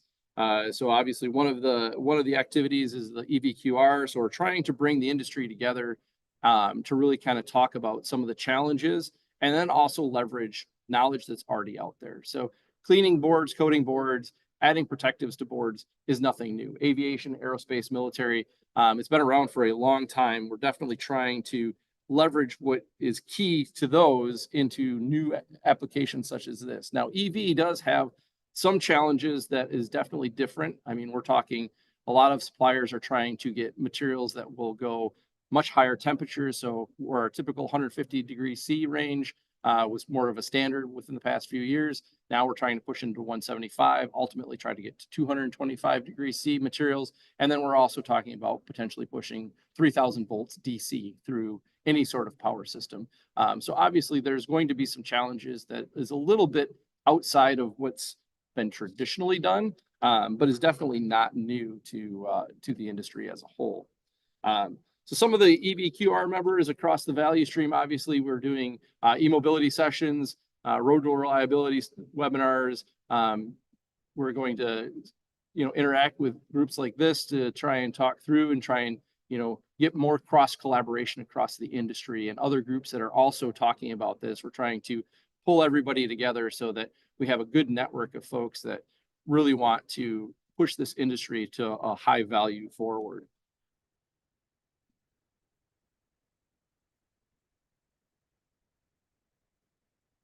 All right, so pass it back right here.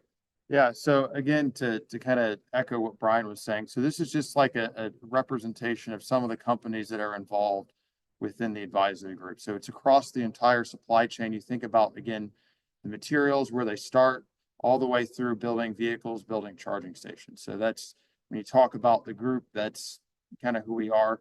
And then it's a sounding board again. So we're there to hear issues, talk about them, and solve problems, and help to develop standards that can get used by, say, young engineers that are designing these new systems. Right. So that's really what we're trying to work on to propel it forward.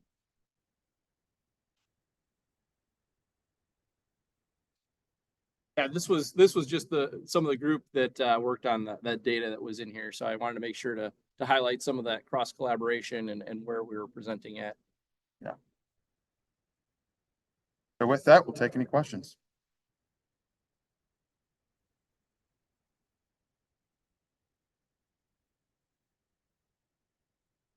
Very good. Thanks, Brent and Brian.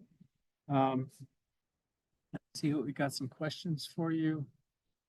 When you look at the industry, the auto industry and the charging industry, what do you see as the next generation of chargers looking like from your perspective?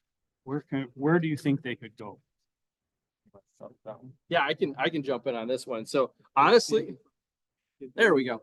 All right. So honestly, the next generation of chargers is really going to push more of the DC fast chargers. I mean, every consumer right now has a paradigm of being able to pull into a gas station, be able to take, go inside, get a Slurpee maybe, and then within 5-10 minutes, they're back on the road. So to have the need to be able to charge a vehicle for 8, 10, 12 hours is not going to really be acceptable long term. So the chargers are going to need to be able to push very quickly into the vehicle a lot of power. So that means, again, much higher voltages. We're going to be moving to the next level of, sub-materials. So a lot more silicon carbide MOSFETs, much higher temperatures to accommodate those sort of materials. I mean, we're definitely going to be pushing well above 200 degrees C, which means all of the materials within those devices, from your connectivity materials to the traces that are on the board, to the subcomponents, to the protective materials, all will need to be able to accommodate much higher temperatures.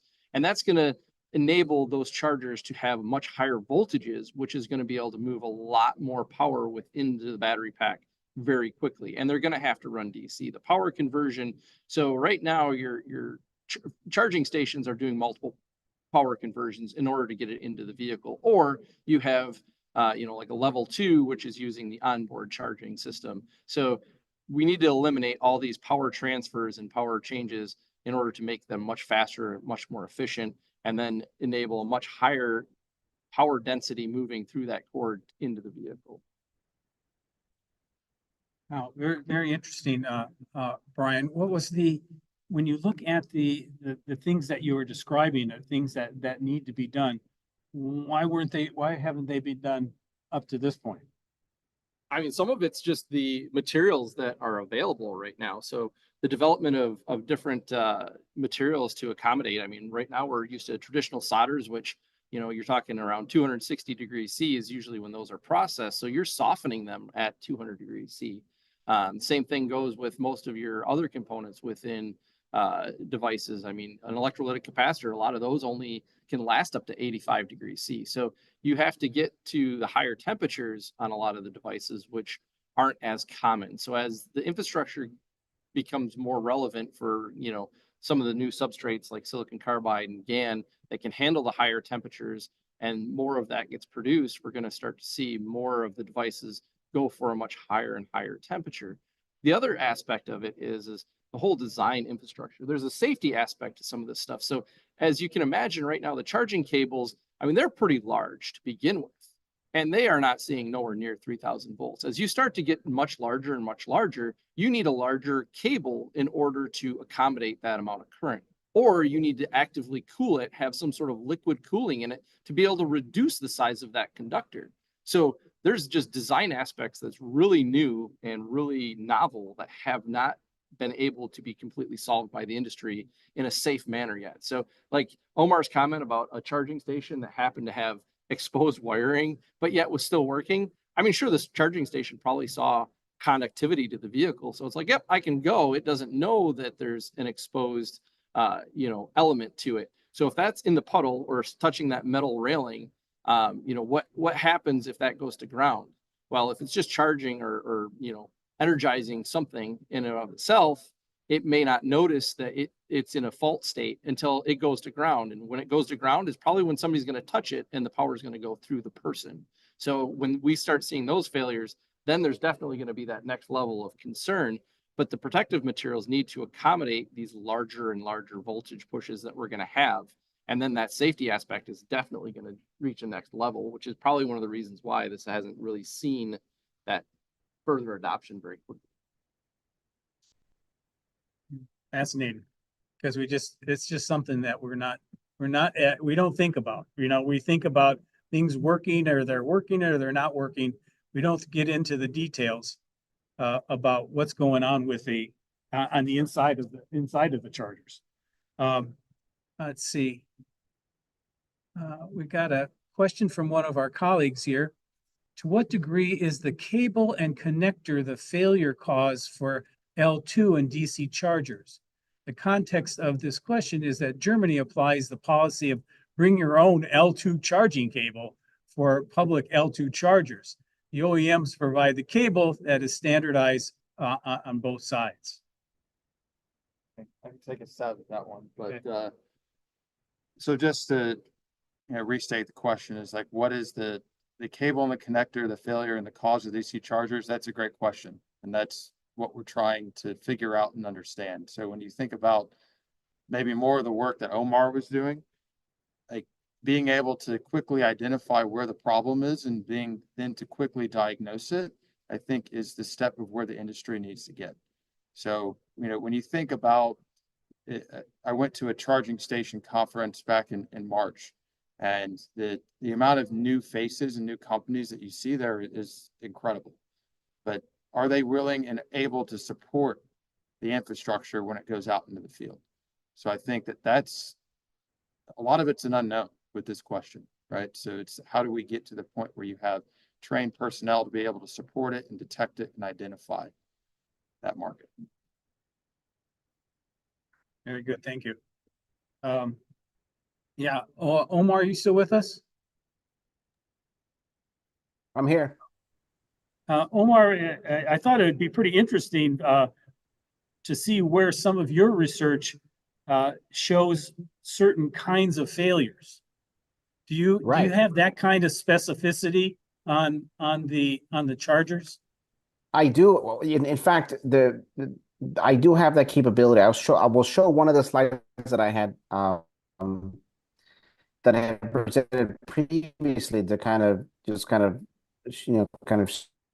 share some quick numbers. Obviously, there could be still a deeper analysis that would related issues, and then behavioral versus non-behavioral issues. But what I'm showing you here is reports of broken chargers, about 40% of the sample of reviews. But that could be broken down into 14% of them are related to power access.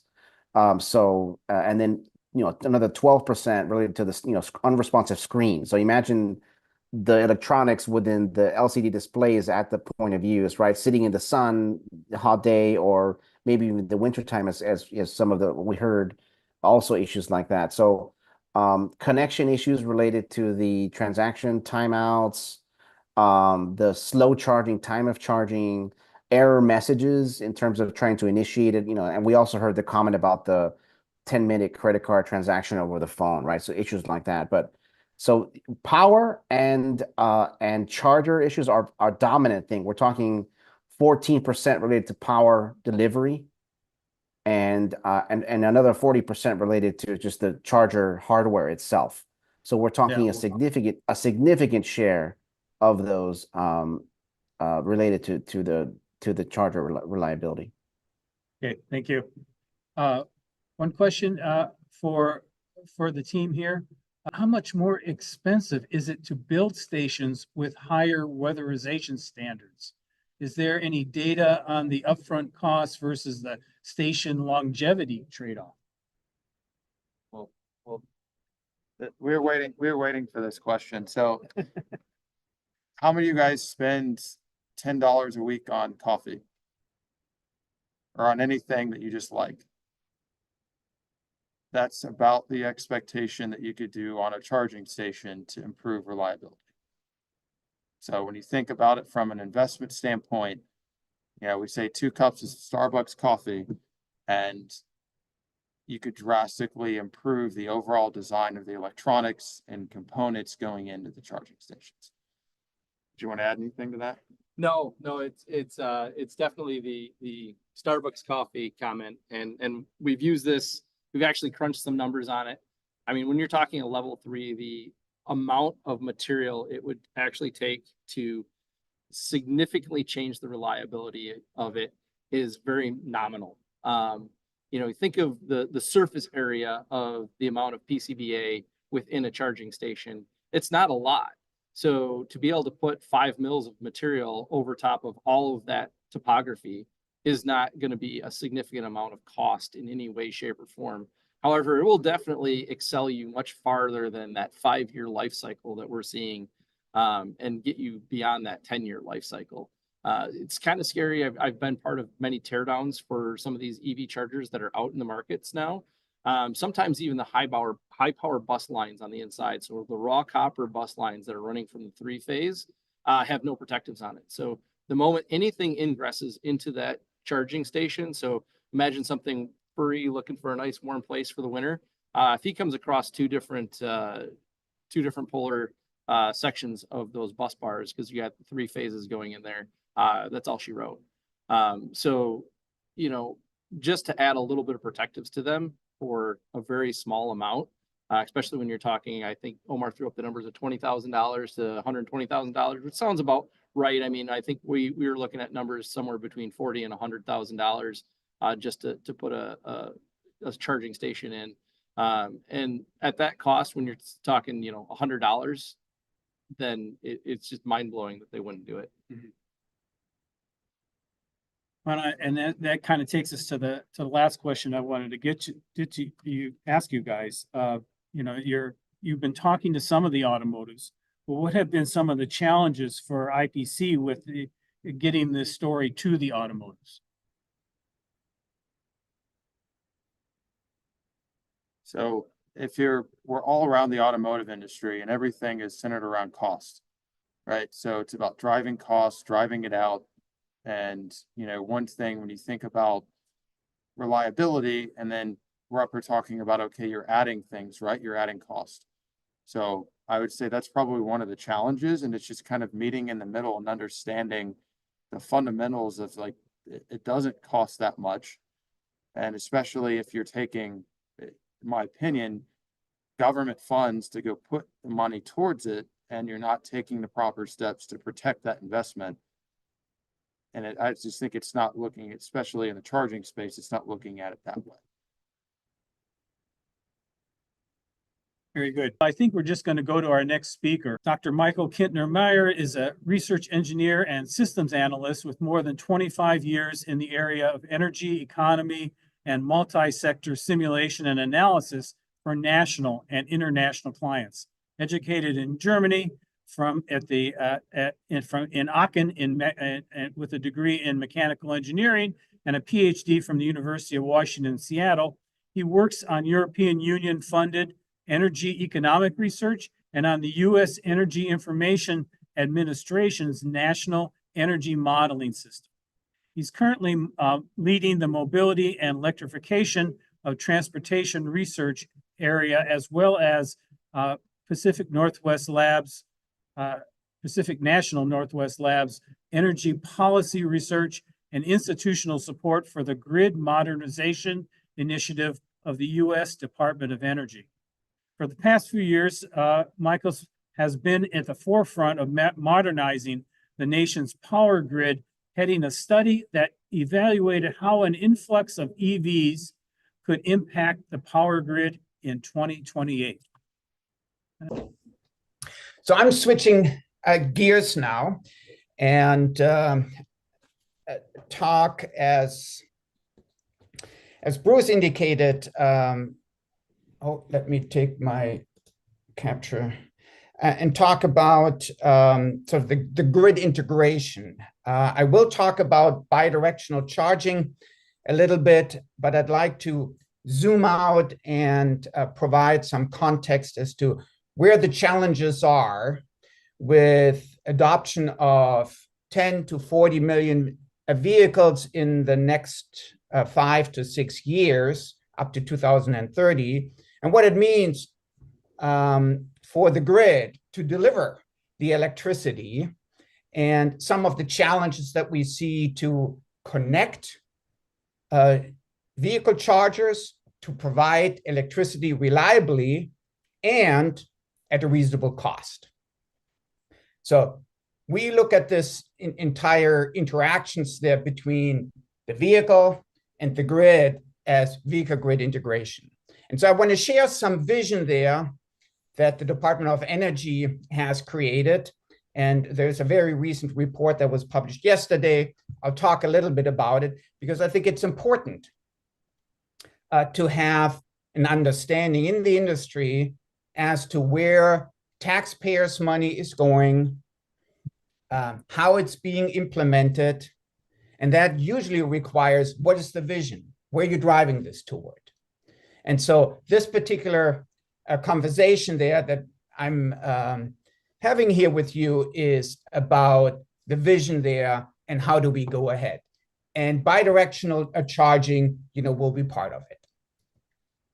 So this is a report there that just came out yesterday, and I have the link here in it, and it's called The Future of Vehicle Grid Integration. And so it envisions a scenario that is defined here in this shaded box. VGI, Vehicle Grid Integration Vision, by 2030, millions of electric vehicles charging at home, various other spaces along the route, and it's integrated into the grid to provide affordable and reliable charging for drivers, and it enables reliable and resilient, affordable, and decarbonized grid for all electricity customer. So the 2 points is reliable transportation. You get electricity whenever you need it for doing your driving, whatever the driving services may be, as well as not harming the grid, which some people have been communicating that there will be some challenges there with grid reliability that might emanate from electric vehicles. So this vision there is based on basically three items there that I like to walk you through. Is what are the attributes to realize such vision? What is the community that has to work together in an unprecedented situation there across many, many different disciplines that have not really worked together? And then how do we make steps toward it? What are the stages? So the first thing is the attribute. So if you close your eyes and think about is what needs to be done in the 2030 timeframe to create this, what's articulated in this report as a symbiotic relationship between EV and the grid. So the electric vehicle is collaborating with the grid in some fashion, utilizing its flexibility. And not all of the use cases with electric vehicle charging may be flexible. Some may be flexible over long periods of time with long dwell times of the vehicles. Others may not. And so the fundamental pillars there to create this this vision there is shown here. And I want to walk through some of them. Universal value. So that really means is you have to really provide the electricity to the vehicles when, where, and in a manner there that is acceptable to the customers, however they need it.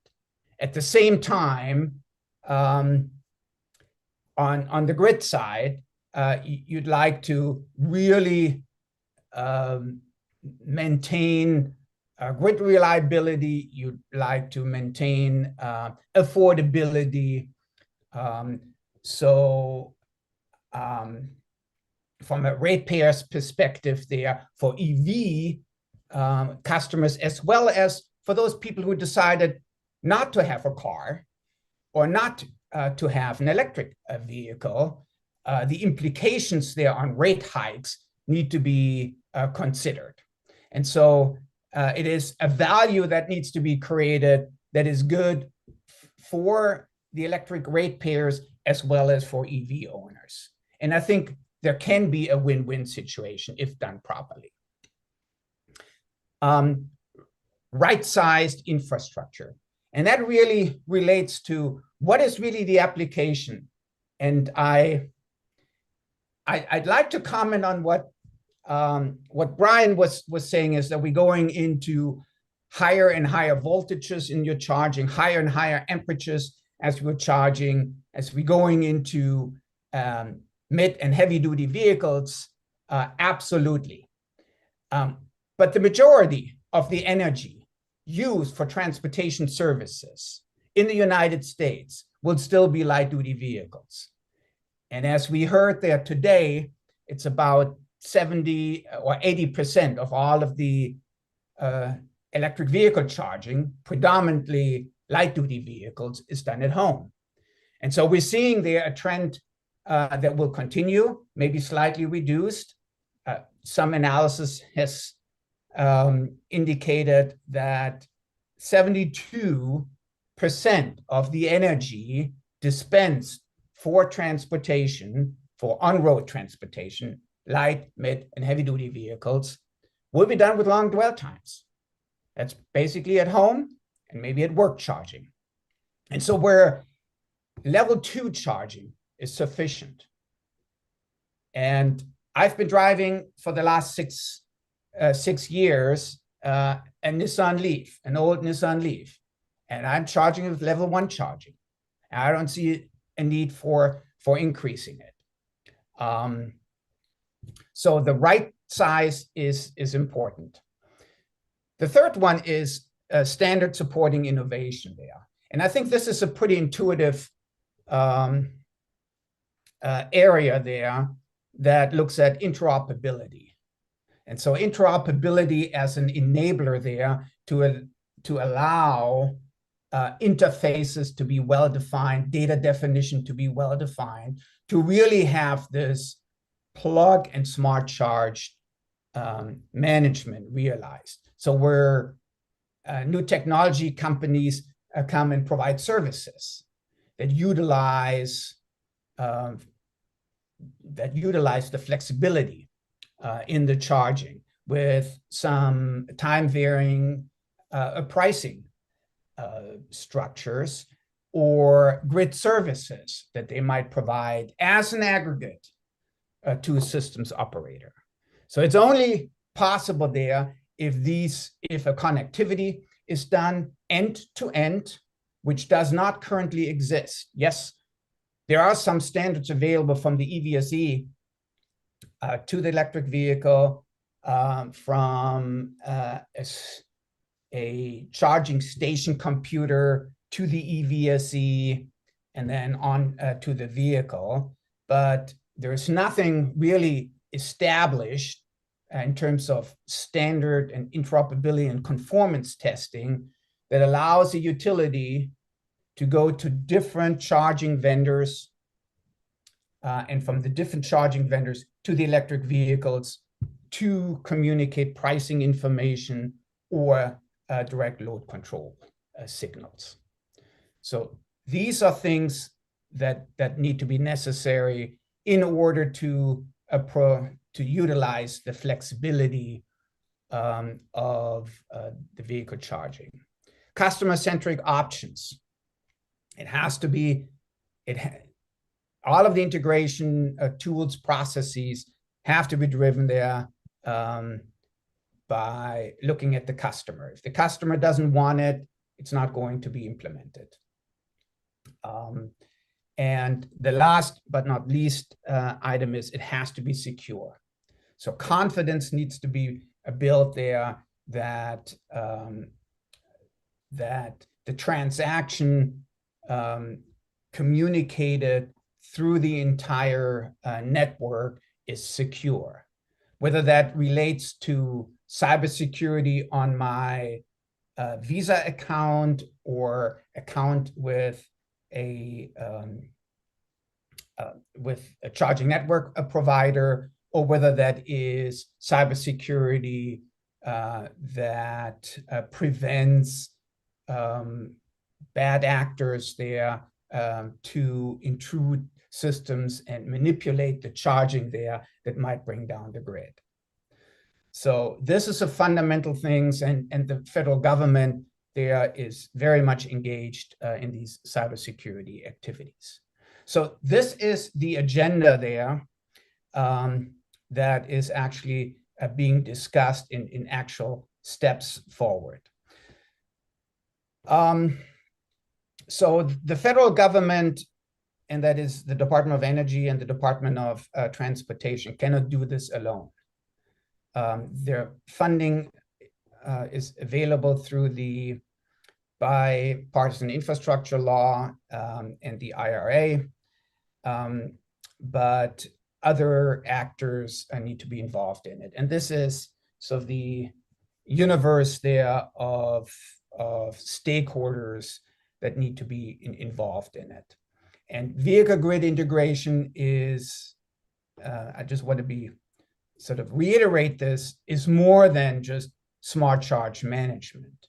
That is looking at how do we get the charging station interconnected in a reasonable time?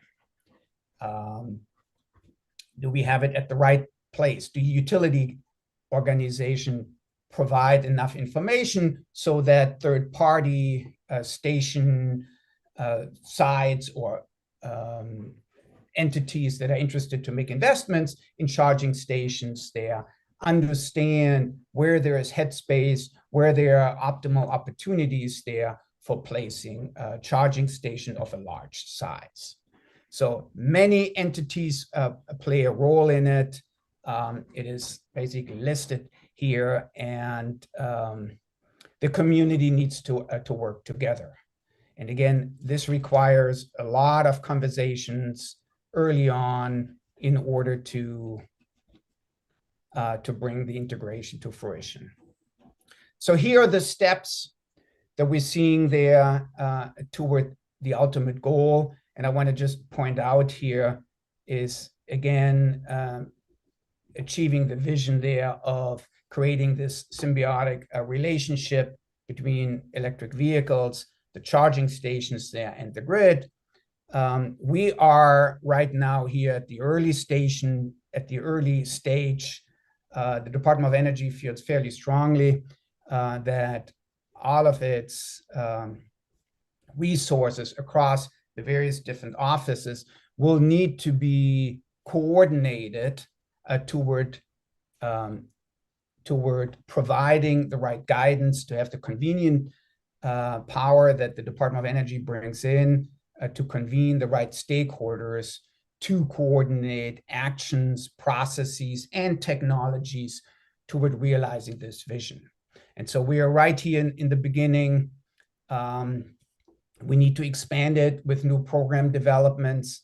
One of the activities are, can we establish programs there specifically for electric vehicles there that are time-based rates, and other programs that are mutually exclusive so that you can do value stacking, that aggregators can come in saying, look, you're on a time of use rate, but we're also offering some demand response services that might only be triggered a few times there, but the resources being available there is worth something.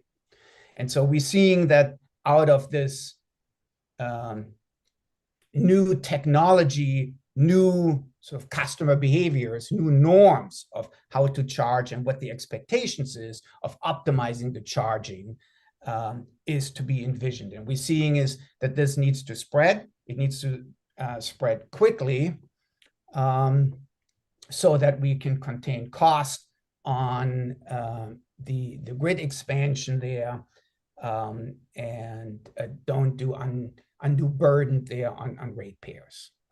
So it's a process there which will lead to a strategy development, which is currently underway. I cannot really present anything about it, but the department is working on actually actions, a roadmap toward this vehicle integration vision, how to accomplish it in the 2030 timeframe.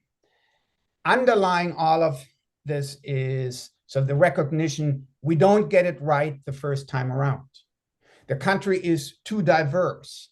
What is applicable to a rural co-op or a public utility district somewhere in the Pacific Northwest may not be applicable in California or in the Southeast or in the Northwest. So it will be a diverse, heterogeneous solution space, but there will need to be some commonalities. And we will need to learn, we will need to develop programs. There will be a whole host of new demonstration programs that the Department of Energy has already communicated. The next one is, it's called Super Truck Charge. There, a notice of intent was already published in June. This will come out soon, where the federal government provides grants for demonstrating flexible charging, optimal charging for mid and heavy-duty vehicles. So we need to develop, we need to reevaluate, and we need to learn. So this whole process will engage the entire community that consists of utilities, public utility commissions that regulate utilities, OEMs, network providers, and sometimes state agencies as well. So we're seeing that this learning and development iterative cycle needs to be applied, and it needs to be applied fairly quickly. There's a time of urgency, or there's a sense of urgency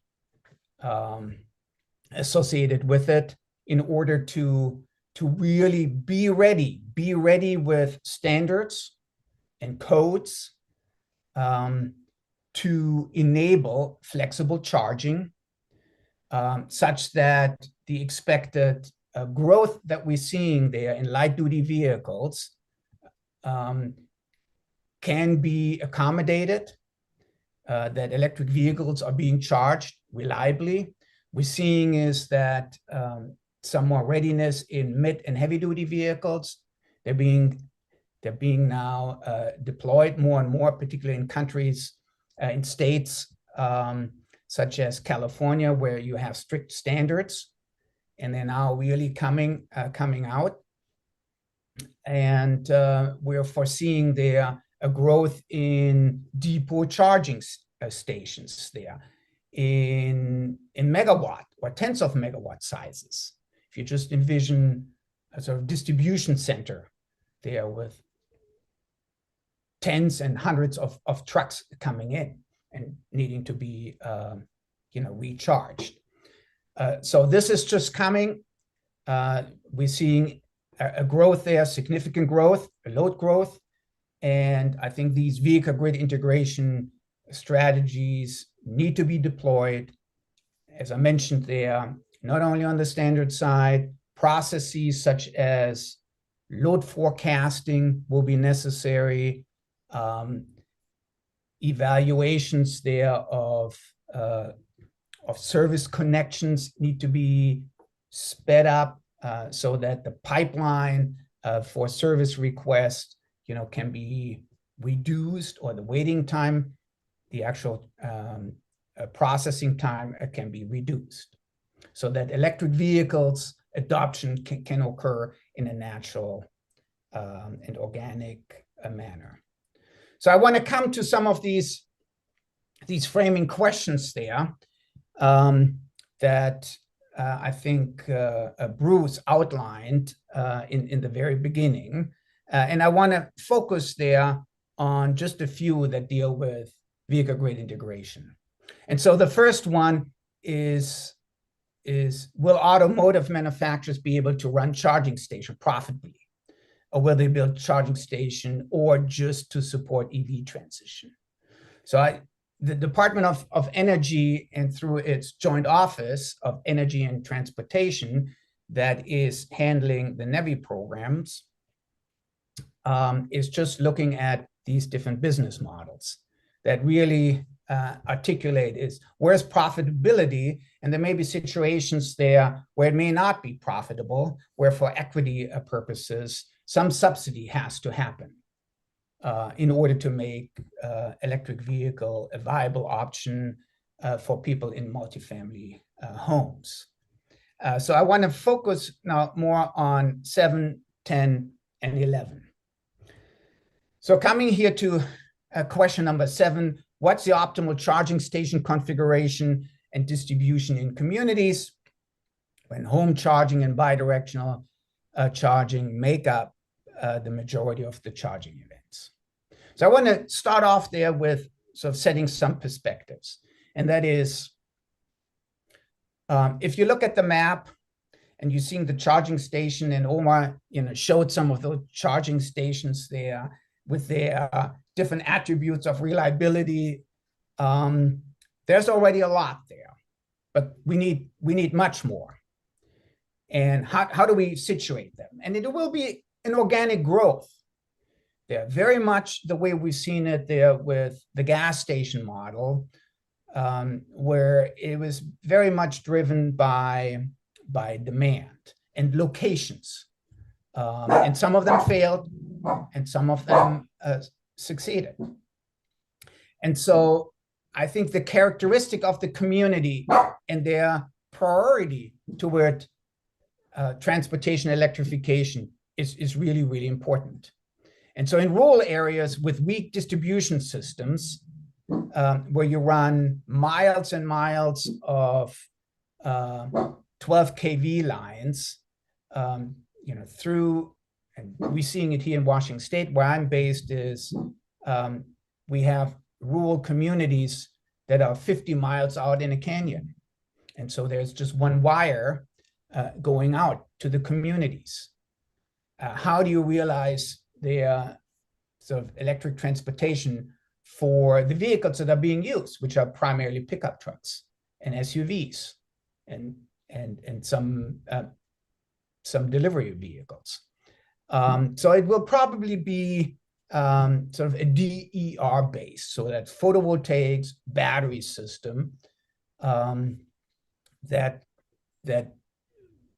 will probably emerge there as a system there that can either work standalone for a certain period of time or be fed there through the wires, but in a very moderate way is where you cannot really do fast DC charging. So you need to have sort of a battery system there that buffers all of these very spiky demands of DC charging. The alternative to that is sort of an urban environment, high density. And so this will probably be a different organic growth there, how electric vehicle charging stations might evolve and what they're consisting of. You know, footprint is very small there. Real estate is expensive.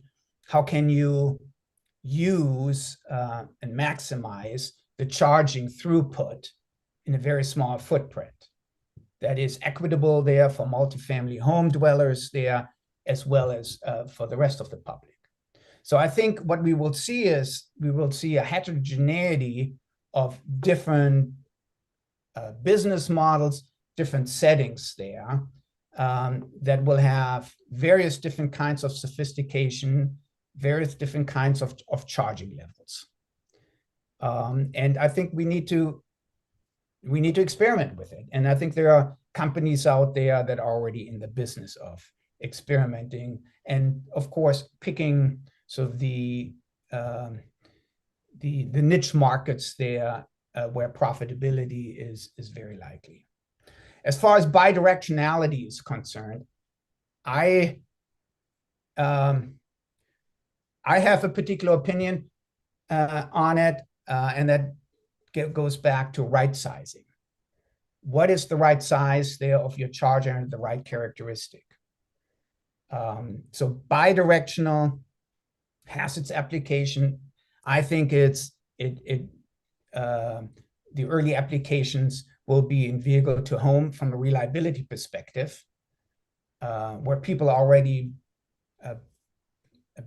buying and installing power walls and stationary energy storage system to weather out some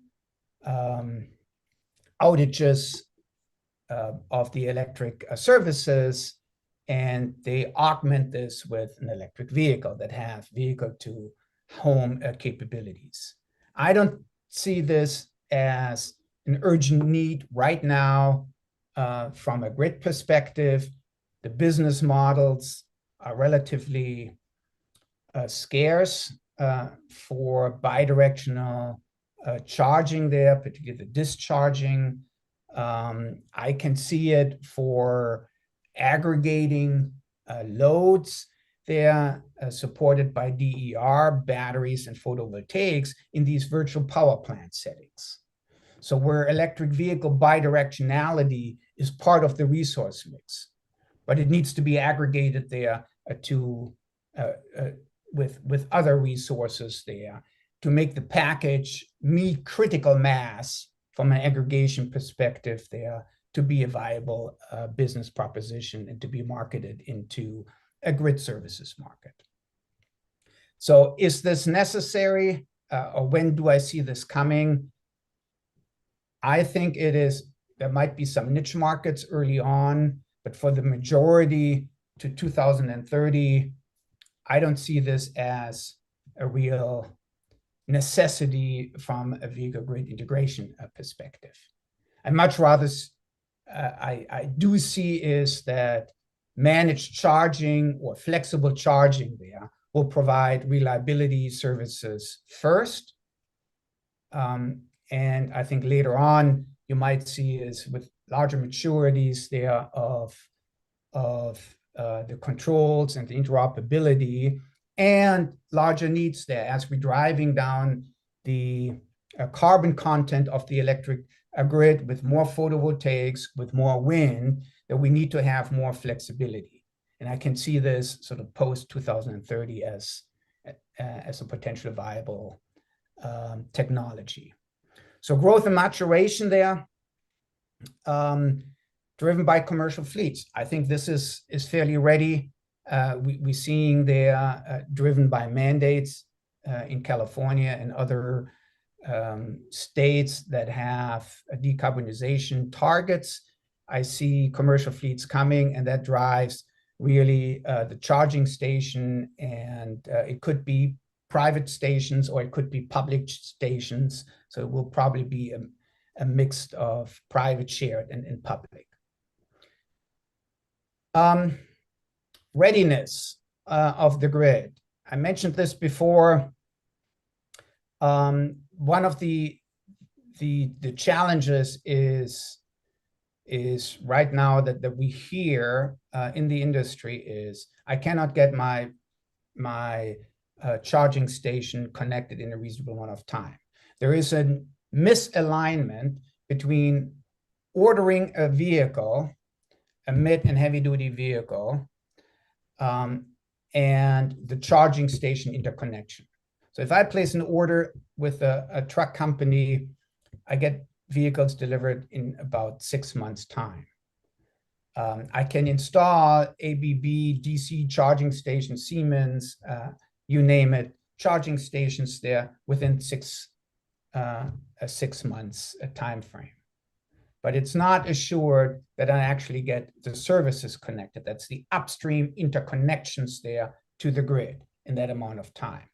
So we have seen that for megawatt plus charging stations is that the necessary studies and engineering done by the utility companies will take time and is more than the 6 months.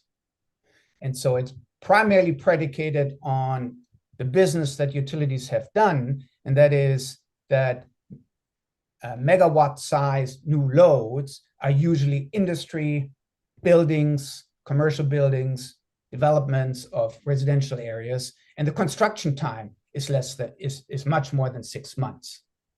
So with this new load and the procurement timetable of this new load is the utilities have to sort of change the way they do business. And it's often a workforce challenge. A workforce challenge, getting all of these different work requests in and then processing them with the engineering, the procurement, not to mention some of the supply chain challenges of transformers that we have seen in the industry. Service connection hubs there, I mentioned this just is also in competition there with the new AI servers. So where from a utility perspective, a 300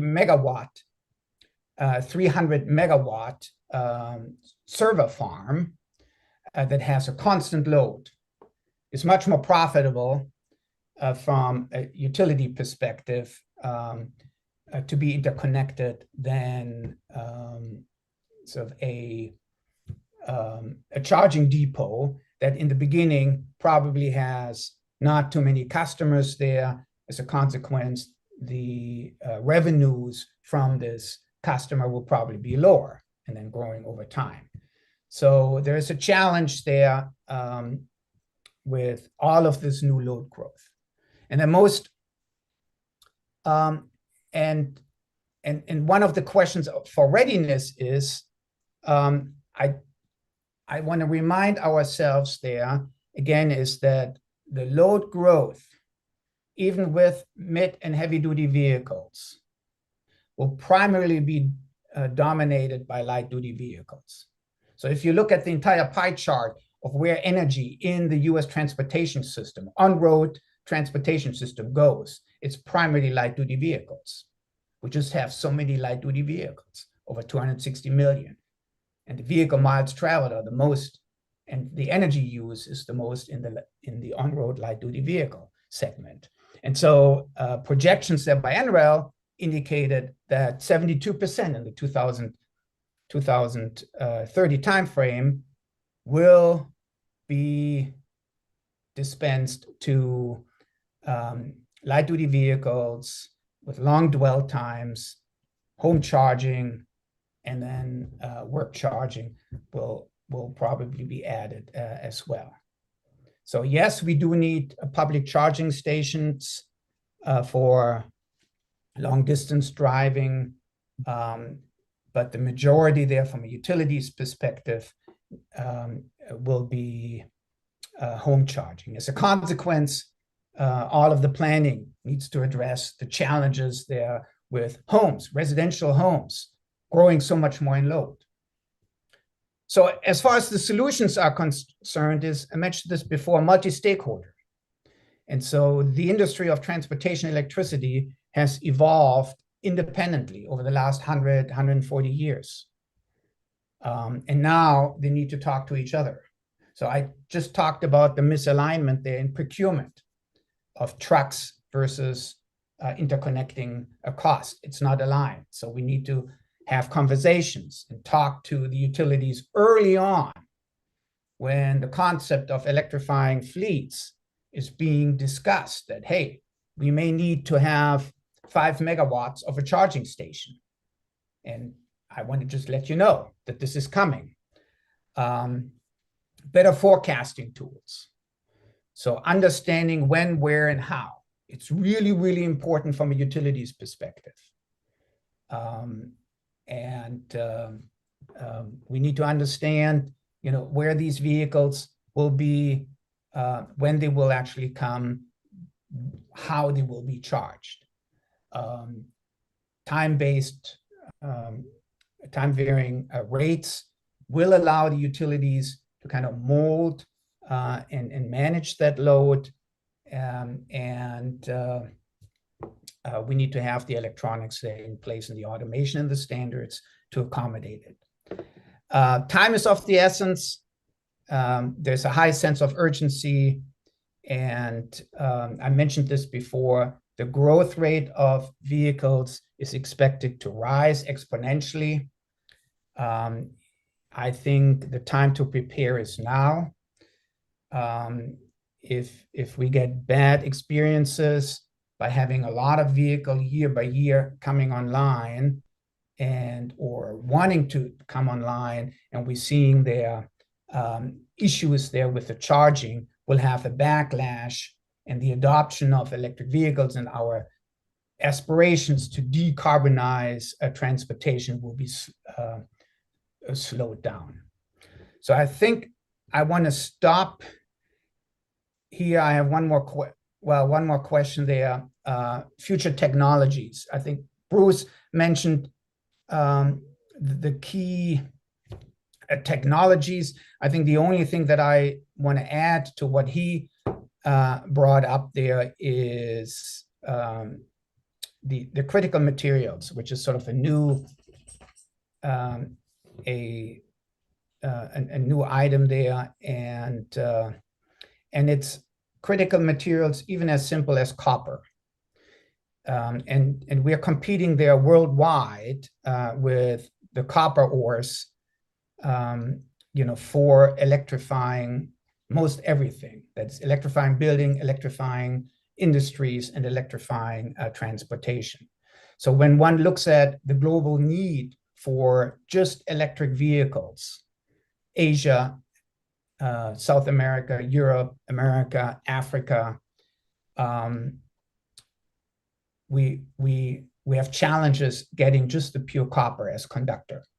And so we need to think about how do we create sort of new materials there. And Brian talked about it there on the megawatt sizing, charging electronics there necessary, but even mundane conductors there. We need to sort of think about how do we get this done? What alternative means can we have? And doing life cycle cost analysis and sort of safe security, supply security strategies there to provide the materials availability and the materials supply necessary for this continuing growth in electrifying transportation. So with that, I'm happy to answer any questions. Bruce? Now, the way you were talking about the grid, you mentioned that it was pretty much describing it as decentralized, right?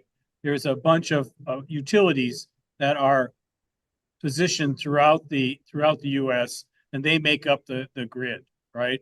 And they kind of do their own thing in many ways, right?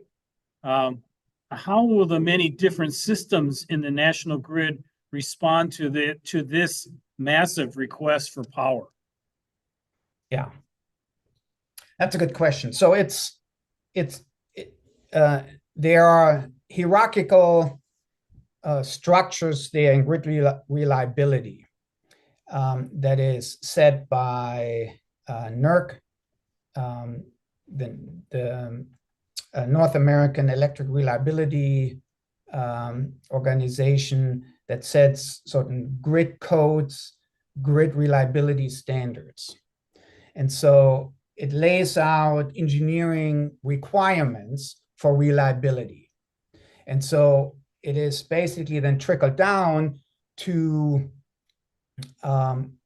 regional councils there that look at how do we meet future loads on the bulk power system, okay?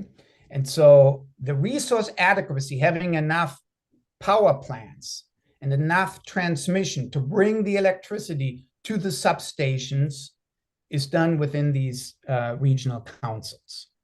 And so they are now looking at electric vehicle and all the electrification load forecasts there.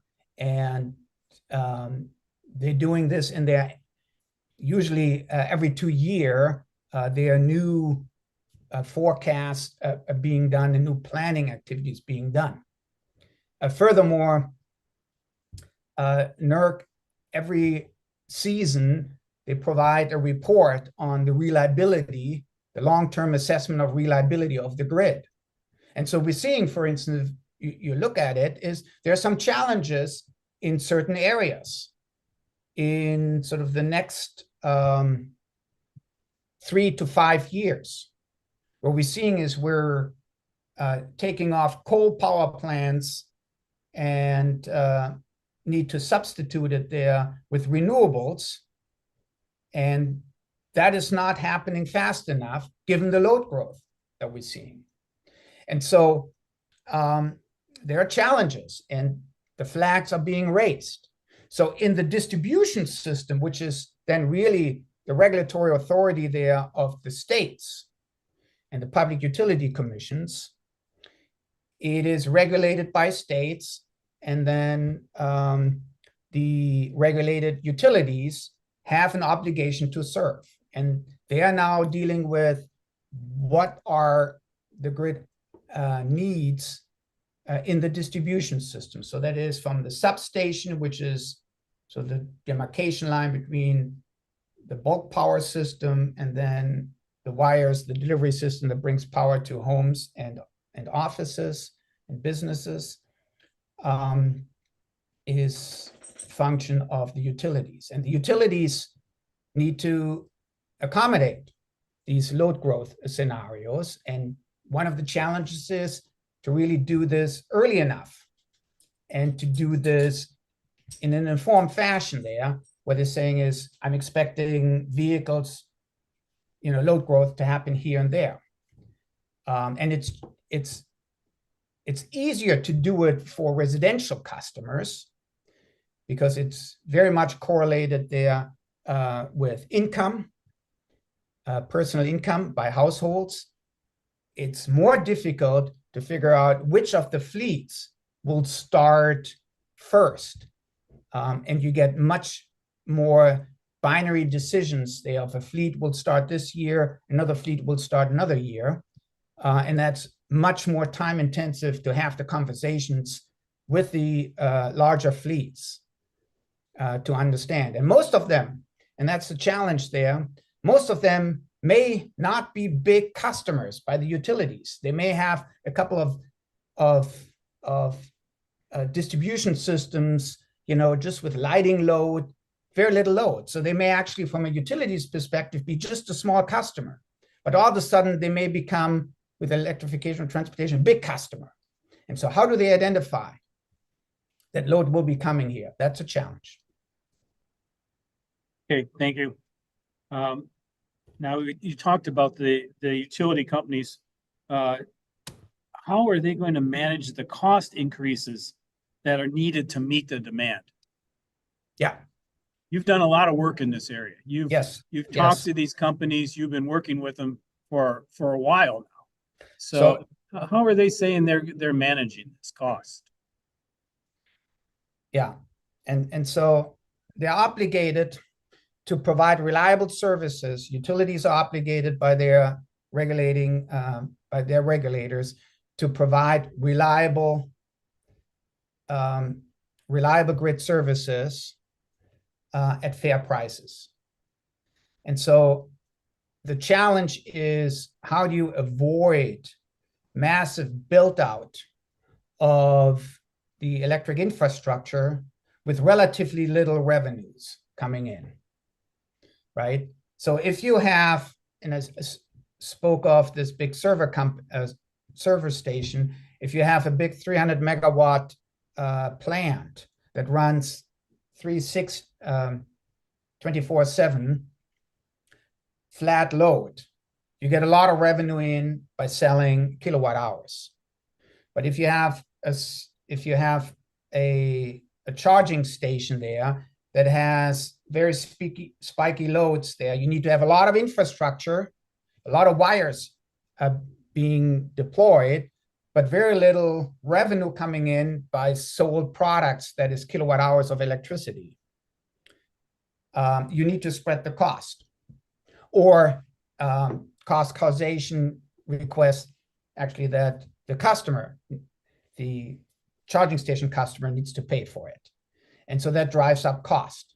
So the real opportunity here is, how can you manage that load with the right sizing of charging based on the driving modes and the use cases of electric vehicles, to minimize the cost associated with bringing the services to the charging station.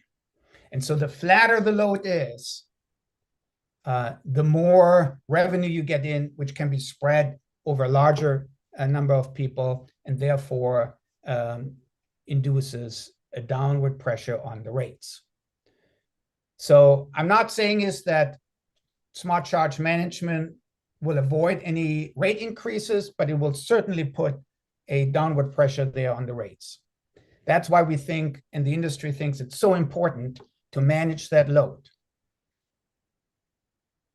Michael, what is people are talking about microgrids? How do they define a microgrid, and how do you see that playing out in terms of EV charging? Yeah, so the microgrid is basically a redundant system there that most of the time works with the grid, does some optimization in procuring or self-procuring electricity for on-site consumption, but it's still connected to the interconnected grid. So in a case of an emergency, when either the wires to the microgrid are severed through severe weather scenarios, you can run that microgrid in an islanded mode, standalone. It's sort of self-sufficient, right? It's probably not the most cost-effective one. That's why they actually stay interconnected to the grid, but it can be done. So it's usually done in applications where you have very high reliability requirements. And so electric vehicles may play a role there as one of the contributors of the resources. Usually you need to have some generation resource. So in most cases, it was a standalone generator, usually fueled by diesel. Now in a decarbonized environment, we want to walk away from fossil-based generation and go to more green generation, which in most cases is wind, solar, but could be biomass, digester, in farms. And then the variability of all these natural resources need to be sort of balanced there with the energy storage system. So the cost optimal solutions are really downsize, keep it as low as possible to meet your demand. So if you can manage your demand, that could be buildings as well as charging. You don't need to upsize your generators, whether they're photovoltaics, wind, or generators, as well as batteries. So managing the load, again, becomes a very important resource there. And again, it's managing all loads, buildings, industrial processes, as well as vehicle charging. We think is that vehicle charging is really, really, or flexible vehicle charging is a big resource opportunity because of the relatively long dwell times of the vehicle fleet, the vehicle stock. It sits for most of the time, right? Right. Okay. Last question for you, Michael. And we're not going to be able to get to these other questions, and they're all very good ones. But it said many cities and states are starting to require L2 charging infrastructure for new construction, particularly at multifamily housing. Would this be optimal for grid integration along with DC fast chargers? Yeah. So number one is the lower the charge rate, the better it is for the grid. Because what you're doing is you're avoiding the peak demand, or you're reducing the peak demand, and you're stretching out the charging time. So as far as wires and infrastructure is concerned, you need less with lower rated chargers. So if you're staying with L2 there, level 2 charging, that's always preferable. Multifamily homes, absolutely, that is sort of the next frontier there in the market adoption. Equity considerations play in there with city planners. They're really concerned about underserved communities there, and providing electrification of transportation to those communities as the adoption takes place. They cannot be left behind. And so making multifamily homes EV ready, or installing it with EV curbside, as well as parking, if there is dedicated parking there, is a consideration that a lot of city councils they are considering. Very good. All right. Thank you very much, Michael. Will you be able to stick around for Brian's presentation? Absolutely. So Brian's a principal analyst at Pacific Gas and Electric Company of California, where he currently leads regulatory strategy and policy for EV infrastructure and vehicle to grid related matters. His work serves to realize a future of widespread EV adoption and enablement of EVs to act as grid assets. Brian has a decade of experience in demand flexibility and distributed energy resource research, regulatory strategy, and program implementation, culminating in the delivery of innovative utility distributed energy resource programs and pilots. He holds a BS in environmental engineering from the University of California in San Diego. Welcome, Brian. Thank you. Thank you. I want to confirm you can see the slides all right? Yeah, you can see them. All right. Well, good afternoon, everyone. Thank you, Bruce, for that introduction. And also want to thank you, Bruce, for inviting PG&E to share our perspective to this discussion. Like Bruce said, my name is Brian Chen. I'm a principal with Pacific Gas and Electric within our Clean Energy Transportation Regulatory and Policy Strategy team. So before we get into the good stuff, I wanted to do a quick introduction of PG&E. We are a combined electric and gas utility here in California. I, alongside my 27,000 colleagues, have the privilege of serving about 16 million of our own friends, families, and neighbors across Northern California and Central California. So it's a really big service territory and a very diverse one as well in every sense of that word. Diversity in geography, climate zones, urban and rural areas, and all of that has implications on how we show up for our customers and ultimately support their unique needs. So let me get a bit into, what's going on in California. And before we get into the figures, some context on the regulatory side.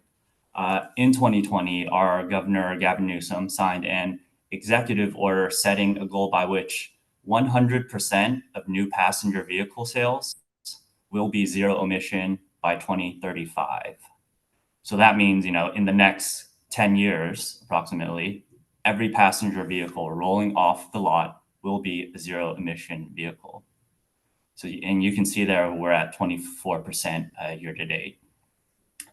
So that's for passenger vehicles. For medium and heavy duty class vehicles, the goal is set to 100% by 2045. So an extra 10 years and a bit more time there, just given the nature of the maturity and availability of medium heavy duty EVs. In order to meet this directive, state agencies, so think about like California Air Resources Board, California Public Utilities Commissions, our regulators, Energy Commission, I'm sure you all have analogous agencies in Michigan as well. And there are many more, but those three that I mentioned are kind of the primary players in promulgating the regulations that get us to that goal. So how are we doing? A progress check. Not too bad, but also lots of room for improvement. I think bottom line, there are a lot of EVs in California, 1.8 million in cumulative sales. You'll see that stats for zero emission vehicles. If I were to break that out, it's about 1.3 of that is actually EVs, and then 500K, the remaining is plug-in hybrids. Fuel cells are also counted in this stat, but they're a very tiny percentage. But yeah, the bulk majority of those are electric vehicles. Nationwide, 40% of EV sales do happen here in California. And that stat for me personally is kind of the most impressive there. But I will say I won't be too heartbroken when I see that percentage fall as EV sales continue to grow in other states. I think we welcome that. As I mentioned earlier, 24% of sales year to date in California have been ZEV. Looking more specifically at PG&E service territory, we've got over 700 EVs, which does represent 1 in 7 EVs in the entire country. But adoption is not homogeneous across the state, as you can kind of see in that graphic there. Earlier I had made the comment about diversity, California's diversity, and this is certainly one example. You'll see adoption in and around the urban cores. So this is the Bay Area, Silicon Valley, very high adoption there. But start to move inland into the less densely populated areas, and in some cases, rural areas, adoption is much more limited. And the point I want to make here is some of you may be familiar with the diffusion of innovation curve, which kind of buckets groups of people who adopt new technology. You can see kind of that graphic down there. So you've got kind of your early adopters, then your next tranche of folks are your early majority, and then next the late majority, and then the laggards. For PG&E, we are in between kind of that early adopter and early majority stage.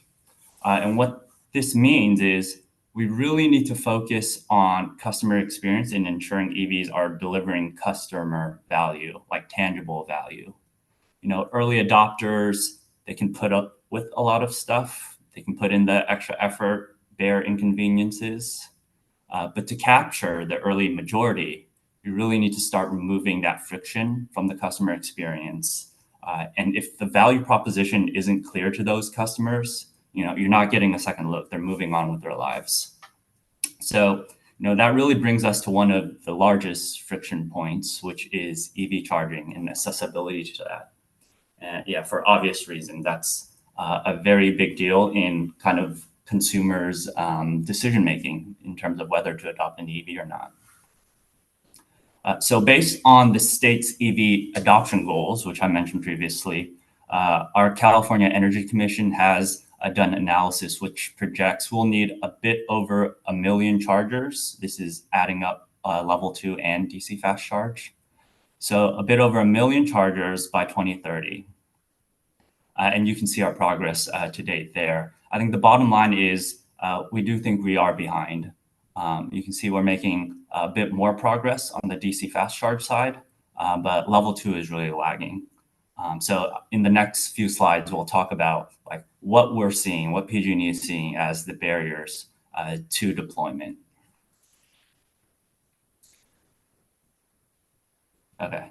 But before we get into those barriers, I did want to spend a minute here and talk a bit about PG&E's EV goals and why they're such an integral part of our company's overall enterprise strategy. So PG&E is in the midst of executing on what we call our True North strategy. True North strategy, it's an enterprise-wide multi-year strategy, and it's as part of embarking on that True North strategy, we are architecting an electrical system that's going to be 1, resilient to climate change, 2, decarbonized 24/7, 365, and then also 3, optimized for local and system grid needs. And we really view EVs as a critical tool to accomplishing those 3 things. For our part, we are aiming to provide the grid that can serve 3 million EVs and have up to 550 megawatts of flexible load that we can manage through VGI. And we're aiming to achieve this by 2030. And we're very eager to meet these goals because from our perspective, like EVs at scale can provide, we're going to call it the quadruple stack, quadruple value stack. So I'll go kind of through these value streams briefly. Grid reliability, I think this goes without saying, a key priority for a utility is maintaining reliability of service and keeping the lights on, particularly managing peak demand on the system. And this challenge of managing peak demand has really come to the forefront over the past few years, where in California, we've been getting hit pretty consistently with prolonged heat waves during the summer that have stressed the grid. Actually, just a week and a half, 2 weeks ago, we had a week-long heat storm. So grid operations, very tense times in terms of maintaining reliability there. So the ability to, as kind of Michael spoke a lot about in his presentation, shift EV load away from peak times and eventually even maybe getting to a place where V2G is realized and giving energy back to the grid. That's going to be a significant mitigator to reliability events. Number 2, resilience. Outages do ultimately happen, whether they are planned or unplanned. And we see the vehicle to home or vehicle to building application is something that's really going to support customers and be of high value to them, especially if they are in more rural areas that are more prone to outages. And again, going back to being able to prove out and provide a clear value proposition to customers is really going to be important in terms of continued EV adoption for them. Emissions reductions. This is really big, not just for us, but I think, as a nation, we are absolutely seeing the effects of climate change here in California. As mentioned, the heat storms, the summer heat storms, that wasn't all that often a few years back, but as I mentioned, these past few years, it's been quite consistent in terms of those showing up. And transportation does make up a significant portion of the overall state's emissions. There was actually a study coming out of UC Berkeley recently that was able to actually correlate the measured emissions reductions to adoption of EVs, specifically in the Bay Area region. It was a relatively small result, about 2% of CO2 reduction, but it's definitely tangible and quantitative progress that we're seeing during what's arguably still pretty early in the race. So we're really excited to see those results. And lastly, this one is absolutely critical, affordability. Rates are high in California, higher than we'd like them to be, and we're very much focused on trying to bring that down. And we absolutely see EVs as a key piece of that. The math is relatively simple. I said relatively just because nothing's quite straightforward with rate making. but relatively simple. We do believe that EVs can have downward pressure on rates if the revenues generated from EV charging are greater than our marginal costs to serve that EV. So our marginal cost would be costs associated with, providing the capacity and the grid upgrades, any incentives or rebates we offer.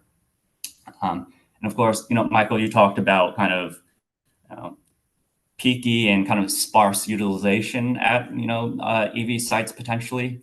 Like, I think we also need to be very strategic in siting these so that they get more traffic. I think we, in order for this math to work out, we do want to see higher utilization of EVs and more consistent use. So if we can get that and those revenues generated from EV charging are above our marginal costs, then that ultimately does put downward rate pressure for all customers, not just the EV owners. I think we're very sensitive to any cost shifting from customers who don't have EVs to those that do. So a very significant kind of equity component to this, that this downward rate pressure is going to be across the board for all customers. So next, I want to talk about the key challenges that we are seeing on kind of the continued scaling of EV adoption. So for each of these, I'll talk about what the issue is, why it's important, and how we're addressing it here at PG&E. One thing I do want to note in terms of what we're doing and how we're addressing it, we don't have all the answers. Part of the reason why PG&E appreciates this opportunity to come and speak and share out our issues, the level of innovation needed to solve some of these problems is something that we as an industry all need to contribute to through partnership. Charging providers, OEMs, academic research, we need all of you. Michael's presentation had, I liked his slide with the list of stakeholders, and I couldn't agree more with that list. So let's talk about grid capacity and utilization.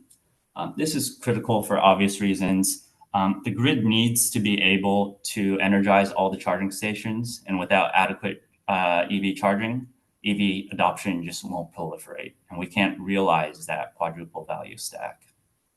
We are forecasting a doubling of demand between now and 2040.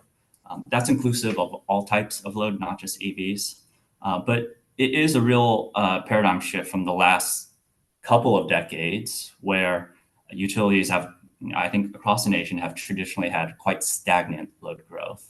So to actually see it start moving up into the right, that is a bit of a shift from status quo.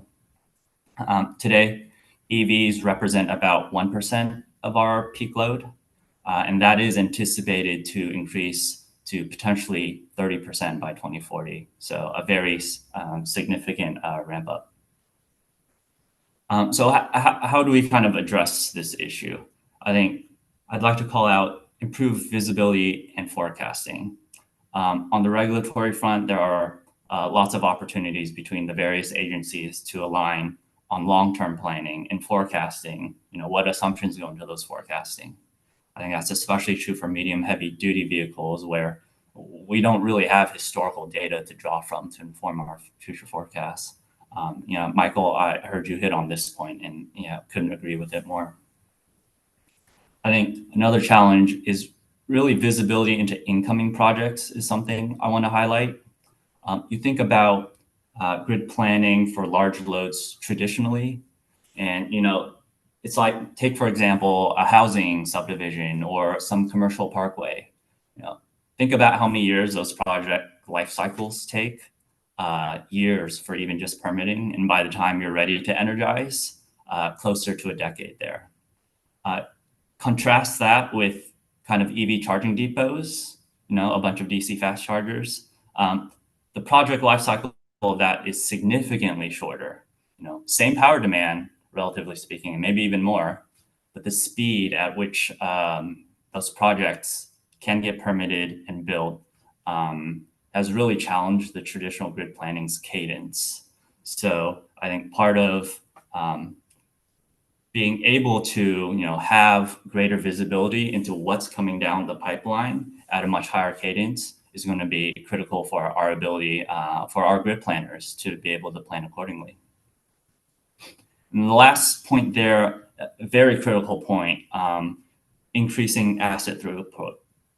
The grid today is underutilized across the service territory. Probably 45, 50-ish% utilization factor of the grid. And this again goes back to traditional grid planning. Like, the grid is designed to meet peak demand. Like, peak demand happens a handful of times of the year. So, right. So for all the other 360 days a year, you are underutilizing your asset.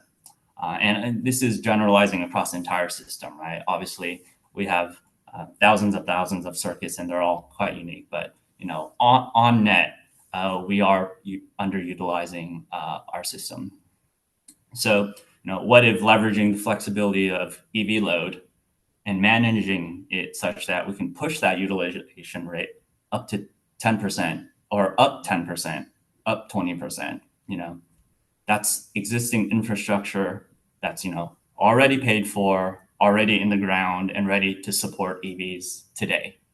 So flexible EV load, which kind of brings me to the next item, VGI. Michael's presentation was fantastic on VGI, absolutely, +1 to everything that he stated. And I'm going to move through this one a bit quicker just to minimize repetition. But yeah, VGI is really key to what PG&E views as success in terms of EV adoption. We really view it as a win-win for utilities and customers. In terms of what we're doing, we do have VGI pilots right now that are primarily testing the vehicle-to-home and vehicle-to-building use case.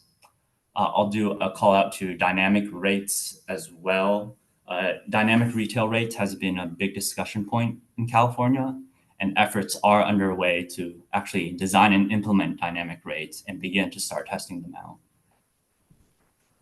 One other use case I want to highlight is the aggregation of EVs, virtual power plants, which Michael touched on a bit as well, and specifically for distribution system orchestration. One of the biggest constraints on the system is at the distribution level and being able to support these new service connections or upgrading service connections to accommodate new EV load. I think, you think about kind of a service transformer that serves maybe like 10 houses. I think very quickly, if each of those houses or even a portion of those houses get EVs, you could very quickly approach kind of the maximum operating conditions of that service transformer. So is there a way we can, utilize EVs to mitigate having to do service upgrades? I think we see that as a big value driver for PG&E, being able to mitigate or defer kind of distribution upgrades. So that's one use case that we've been looking into implementing and are really excited about the prospects of that. Bidirectional charging, Michael touched on this as well. I think from PG&E's perspective, I think the bottom line is we're not seeing a whole lot of commercial availability of bidirectional capable chargers. This is an area we'd like to see a lot more progress on. So really, this is a call to action to the market. We'd love to see more developments here and looking for partnership opportunities to realize that. I think at the end of the day, like PG&E, as much as we would like to see vehicle to X applications, we don't build EVs or EVSCs. So I do agree with Michael's assessment here that, in terms of like the entire pie of VGI, PG&E does think that, I think through our time of use or dynamic rates and through managed charging, like that's really the biggest chunk of the pie there. Vehicle to grid applications, I think, again, it's a little less developed at this point. So, the crystal ball is fuzzy in terms of what it will actually deliver. But we do see that being a smaller portion of kind of the VGI pie.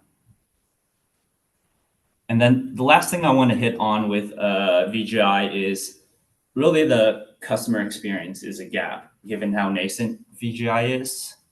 And to like zoom out a bit, it is a bit of a paradigm shift in terms of the role of the customer within the energy system. It's no longer a simple one-way flow where, essentially the customer flips a light switch and the expectation is that the energy is there. And we, as a utility, assume that customer demand is a fixed variable. But now with EVs and other DERs, and in combination with kind of the Internet of Things and connected technologies, demand no longer has to be a fixed variable. So that's something, it's different. It's a different ask for customers, right? To sign up for load management programs, to participate in VGI. Again, some of the early adopters may be very gung-ho about wanting to try out the newest innovative technologies, but crossing that chasm into kind of the earlier majority and even the late majority, some of the customer sentiment be like, why is my utility asking me to, curtail load or manage my load? Like, isn't that their job? So there's a lot of customer experience and customer perception and education that needs to happen here. I think I'd also like to point out, like, customer experience really needs to be holistic as well. And what I mean by that is, like, the first point of contact for a customer when they're, considering buying an EV or actually purchasing an EV is probably with the OEM or the dealership, right? So how do we, even at that point, begin some of that education in terms of the value proposition for the EVs and how VGI can contribute to that? Again, we need to build a strong and clear value proposition to customers in order for them to kind of justify them purchasing it. So I think holistic customer experience is, I think, one nut that we are trying to crack here. And it's just not value for the customer, but for the ecosystem as well, right? There are a lot of players in the EV and VGI space. Like, we think that EVs and VGI can provide a value, but how is that value portioned between customers, OEMs, other third-party service providers?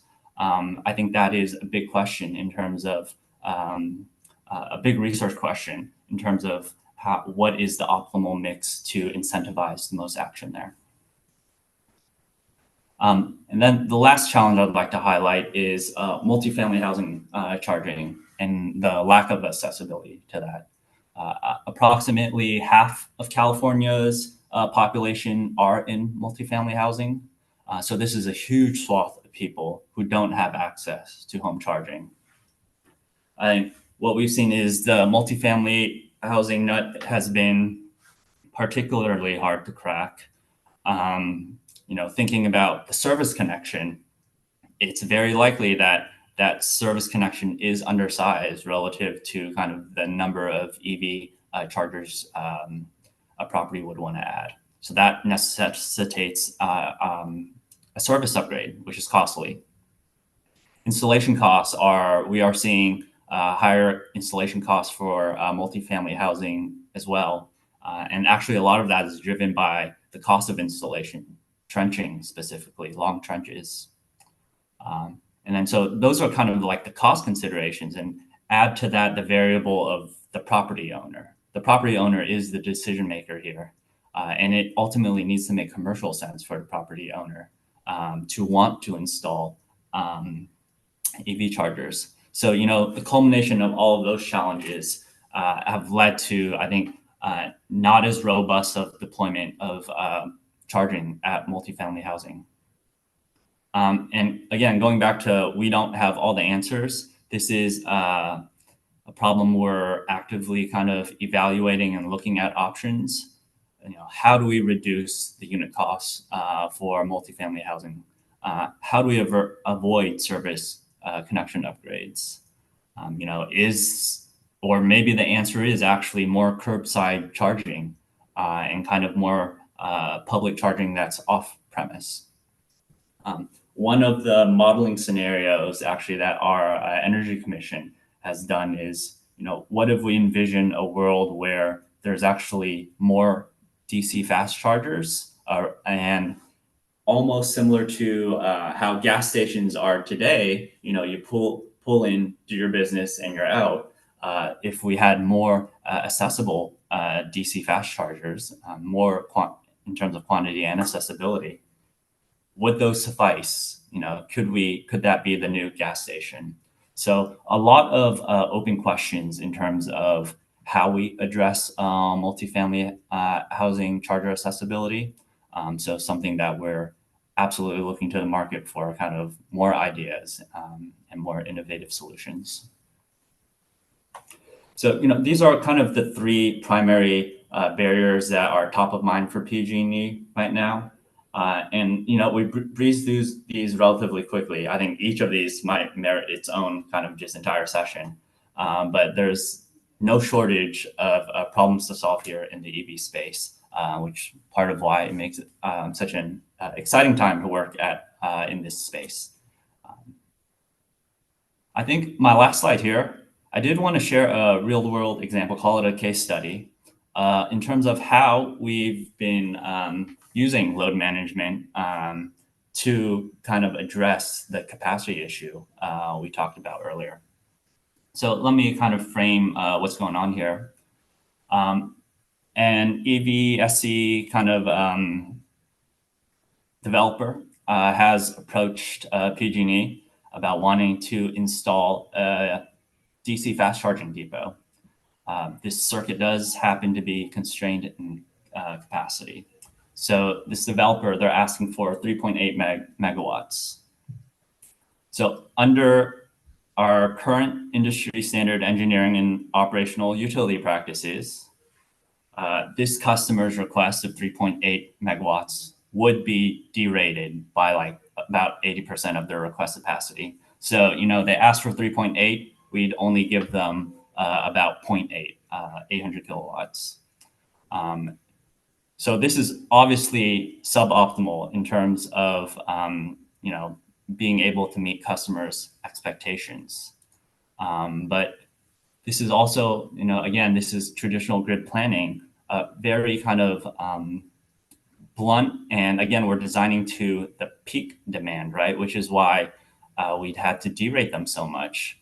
Because again, we planned for the peak in order to maintain the service quality and reliability for all the customers on that circuit based on the worst hours of the year. So we refer to this as kind of like a static and fixed load limit. But where we're going is kind of to the right side here.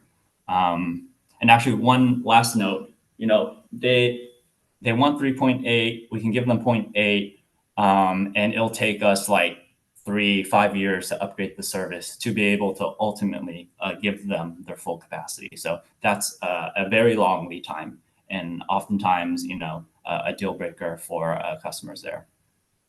But where we're moving toward today is, leveraging distributed energy resource management systems, DERMS, and getting a lot more granular in terms of our analysis and our load studies. So you can see here on the right, they asked for 3.8, and under this new paradigm, actually we can give them 3.8 like 90% of the time. And it's really only during those key summer evening ramp periods that you see that are red and yellow there that we need to derate them. So to the extent that the customer can put into practice load management, this is, again, kind of a win-win here. You can get essentially your full capacity requests 90% of the time. And only during kind of those handful of hours on those handful of days, load management would have to be implemented to curtail some of the load there. So I think, it's from the left side to the right side, it's really coming a long way in terms of, meeting customers' expectations and showing up for them and having kind of the capacity there for them. And also just very innovative in terms of our solutions and breaking out of kind of traditional thinking to, again, find innovative solutions to address kind of our issues here. So this is kind of just a fun case study I like to share because it shows really significant progress on this front. So with that was my last slide. So again, thank you for inviting PG&E to this event and allowing us to provide our perspective, and happy to take any questions. Thanks, Brian. Very good.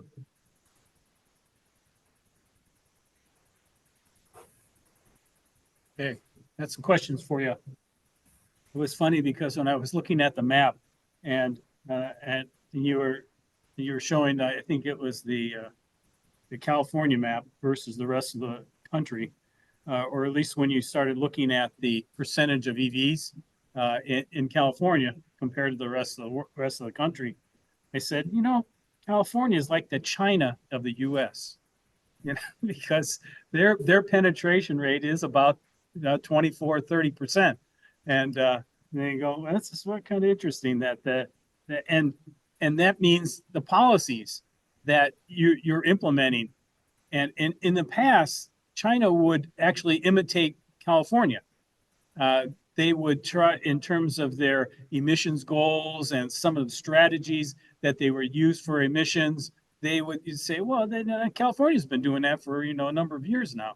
So I thought it was very interesting to see that. And then you're applying some of the things that they are using or have been using to increase support for EVs. Okay, how far off is PG&E grid from where you see it needs to be? How much increased assets are you expecting? Yeah, so in terms of kind of to support like new EV load, I think we do envision about like it's going to be an increase about 3 gigawatts of to our peak demand. But in terms of how much, I guess, how far our infrastructure needs to come between now and kind of 2030 and our goal of mass 3 million EVs, I think a little hard to say because crystal ball is fuzzy. But one thing I do want to reiterate is, yes, we will need to build new infrastructure, but again, going back to the utilization rate of our grid, there's lots of opportunity now to better utilize our grid to accommodate that EV load. So I'd really point to that as kind of an area of focus, I think, for the entire industry, right? Like, how can we better harness these flexible loads, engage customers, give them the value proposition to want to participate in load management? And yeah, that way. But there have been studies in terms of, in the California context, in terms of, what is the extent of, what's the price tag of upgrading circuits to meet mass market EV demand. There's high variability in those numbers, but those have ranged from anywhere from like 20 to 30 billion to like 50 billion. So we are talking a very high price tag at the end of the day. But again, there's a lot of potential there that's already built that we need to better utilize. Yeah, I was fascinated by the utilization story that you were. I did not realize how that things were not. There was so much low utilization. So that means you had that flexibility to play around with things. So for the example that you gave for the 3 to 5 years to upgrade the service, right? Versus, were you saying that you could do that without that 3 to 5 year time frame it takes to by changing over? So you didn't have to change over the service. You could just by load management in the flexible load, you could actually do that for them. Yeah. So yeah, under status quo, they want 3.8 megawatts. It's going to take us 3 to 5 years to actually build it to be able to meet that full capacity. But under the new paradigm, like the customer does need to install kind of load management equipment, right? And Yeah. they do need to be able to actually implement load management. And obviously there are costs for the customer and kind of lead time associated with that. But I think it's a fair statement to say nowhere near like 3 to 5 years, right, to implement load management. So, you know, much more quickly than waiting for the grid upgrade to be completed. You know, you can install load management, essentially get your full capacity at least 90% of the time. And then, you know, during, again, like I said, those kind of handful of hours on the handful of days in a given year, actually implement load management. Very good. Michael, are you still with us? Yes, I am. If you want to join in on any of these questions, feel free to jump in. Okay. Got some questions on bidirectional charging. Some early bidirectional programs pay the customers for using the customer's EV to bring some power back into the system. But they were paying customers less than what the customers paid for the energy in the first place. Can you see that as a negative thing for customers going, well, why would I want to give you energy and get less back than what I paid for? Sure, I could take a first stab at that. And yeah, and quite frankly, like this question isn't, you know, just for bidirectional charging. I think, again, what is the value proposition that we need to show customers to participate in load management? You know, and value problem primarily, like what, you know, what's the customer getting out of it? You know, how much are we paying for their flexible load? Their flexible load is of value. And I think a big exercise that PG&E is undertaking right now is, you know, trying to quantify like what is the right incentive amounts, or like what is the right kind of dollar value to provide customers. And as I mentioned before, like this kind of EV ecosystem is just not the utility and then the customer, right? So there are OEMs, service providers. What's their cut of kind of the value pie? So I think a very big question in terms of how the pie is split, and not clear like what the most kind of effective split between all the parties is right now in order to get us, you know, to where we want to be. Okay. Who do you see owning the vehicle to grid hardware, managing load and money shifting hands?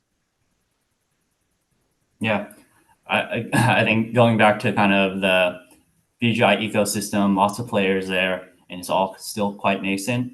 At this point, I wouldn't say there's like a right or a well-established kind of a setup that, you know, we know works. A lot of experimentation. So I will say in terms of owner, and this is something I wanted to mention but didn't, a lot of these EV chargers in California, the utility does not own those. We own a very, very small percentage of EV chargers. The direction our regulators have taken is that, you know, we have a very robust set of kind of EVSC developers in the state, and they do a lot of deployments, ownership, operation, and maintenance. I think for PG&E, we really want to see our role as kind of the deployer of signals, deployer of load management signals.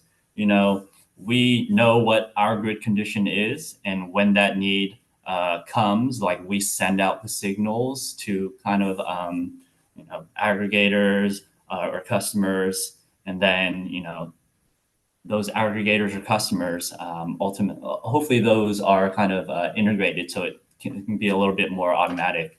You know, relying on behavioral changes is something we want to evolve from.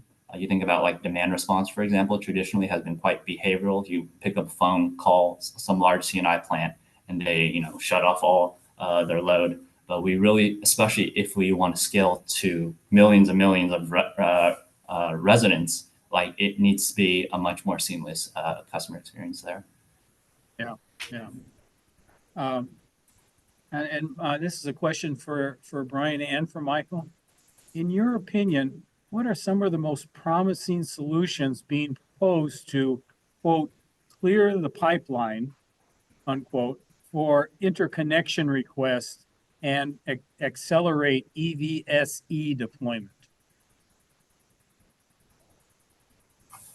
Sure, I can take a first stab at that. I think from PG&E's perspective,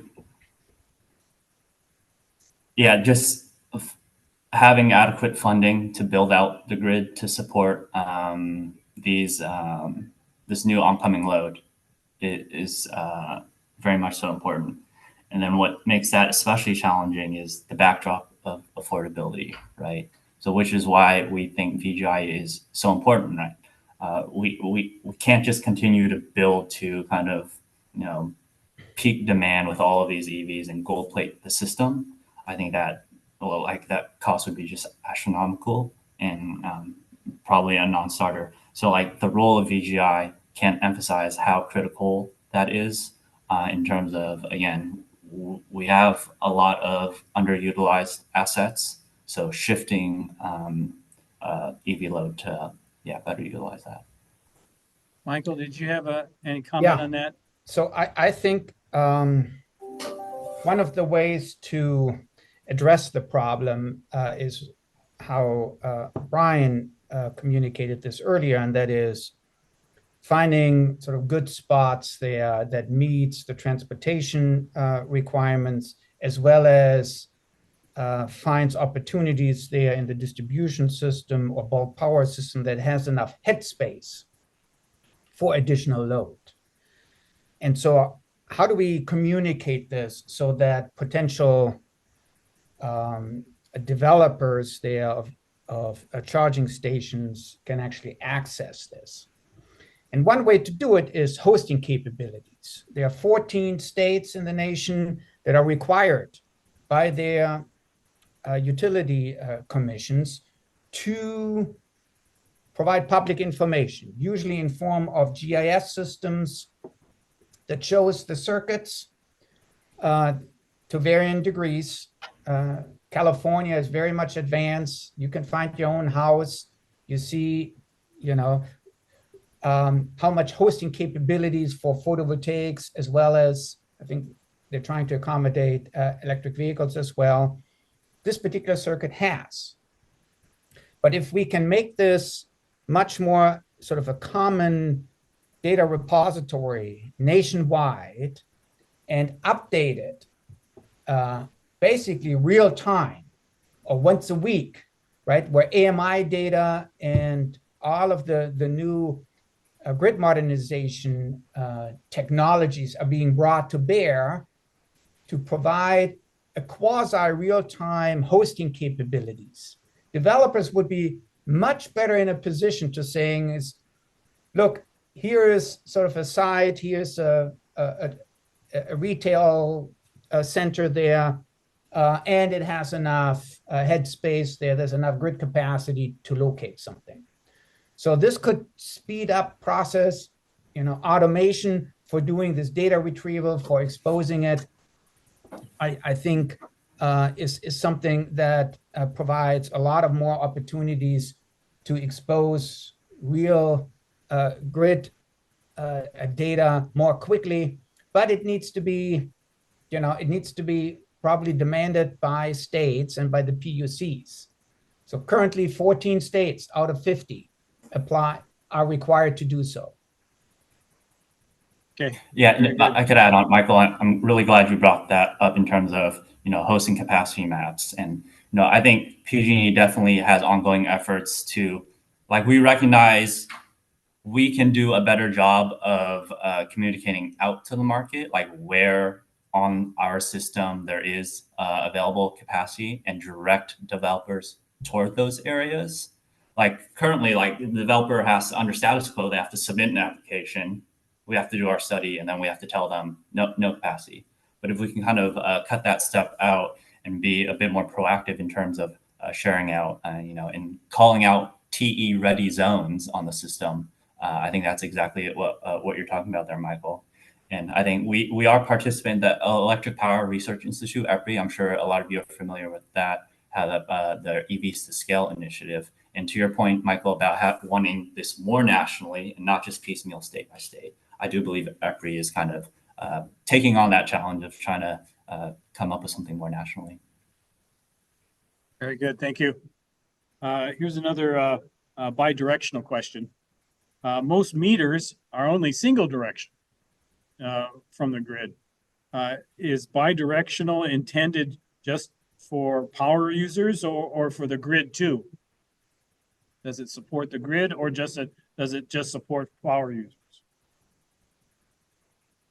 Sure. I interpret this question as kind of like AMI deployment, really. And maybe this is going to be more unique to California, but a lot of our electrical meters, are what we call smart meters.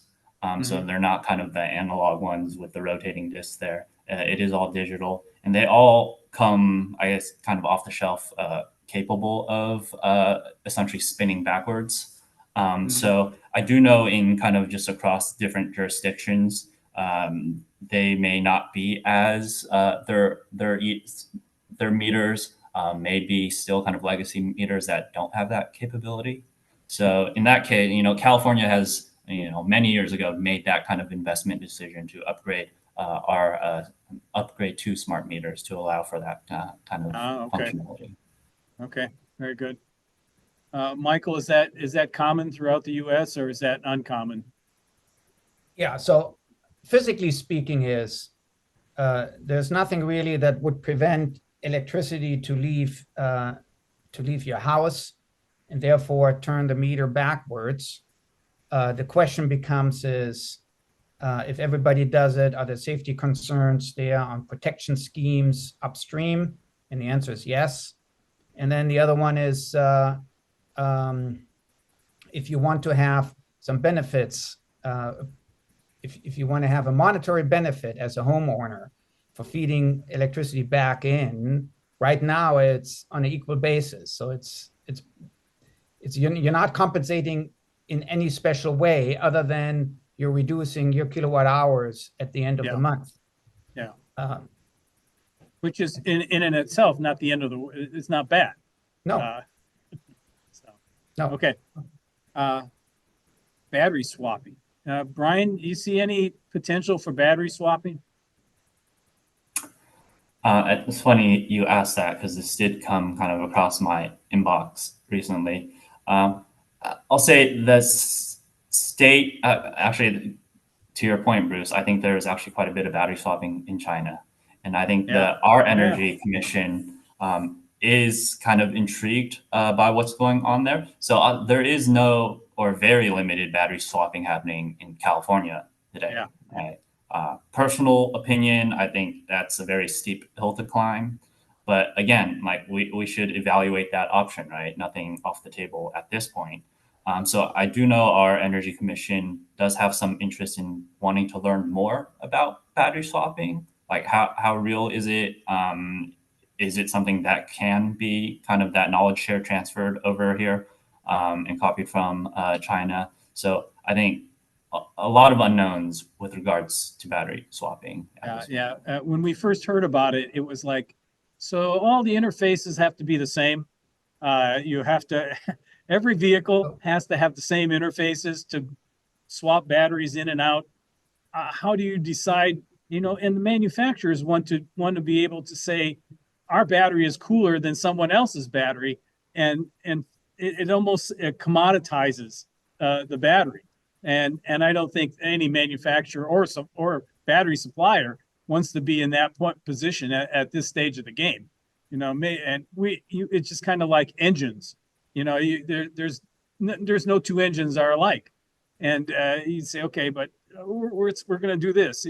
So when you see NIO doing it, they're doing it with their own batteries. So if you wanted to set up your own system where you could just want to swap out your batteries, you have control of the interface. You have control of the batteries. Okay, fine. If you want to put that up, the swapping stations are very small, relatively small. But still, you'd have to have lots of batteries there to be in every station. to be able to swap in or out. Michael, did you have something you wanted to add? Well, I mean, we had the example, right? History taught us something there with Better Project, and it actually came out of the San Francisco area, and it failed. And it failed because that you couldn't make a business model out of it. Even with strong national agreements there with the state of Denmark and Israel, you couldn't make a business proposition out of it. Yeah. So it has been tested. All right, last question, guys. I'll start with you, Michael. Same question for you, Brian. What will charging look like 10 years from now in terms of the grid, home charging, urban charging, charging stations? Well, I think I'm hoping that the market will really take off as far as meeting customers' demands for charging is concerned. And I see this particularly for traveling in the long distance corridors, traveling along I-5, I-80, I-90, what comes here through Washington State,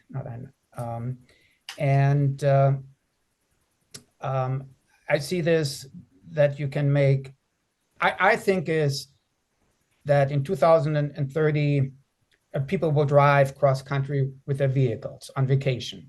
So for us, it's always the question is, can I go to Yosemite Park or to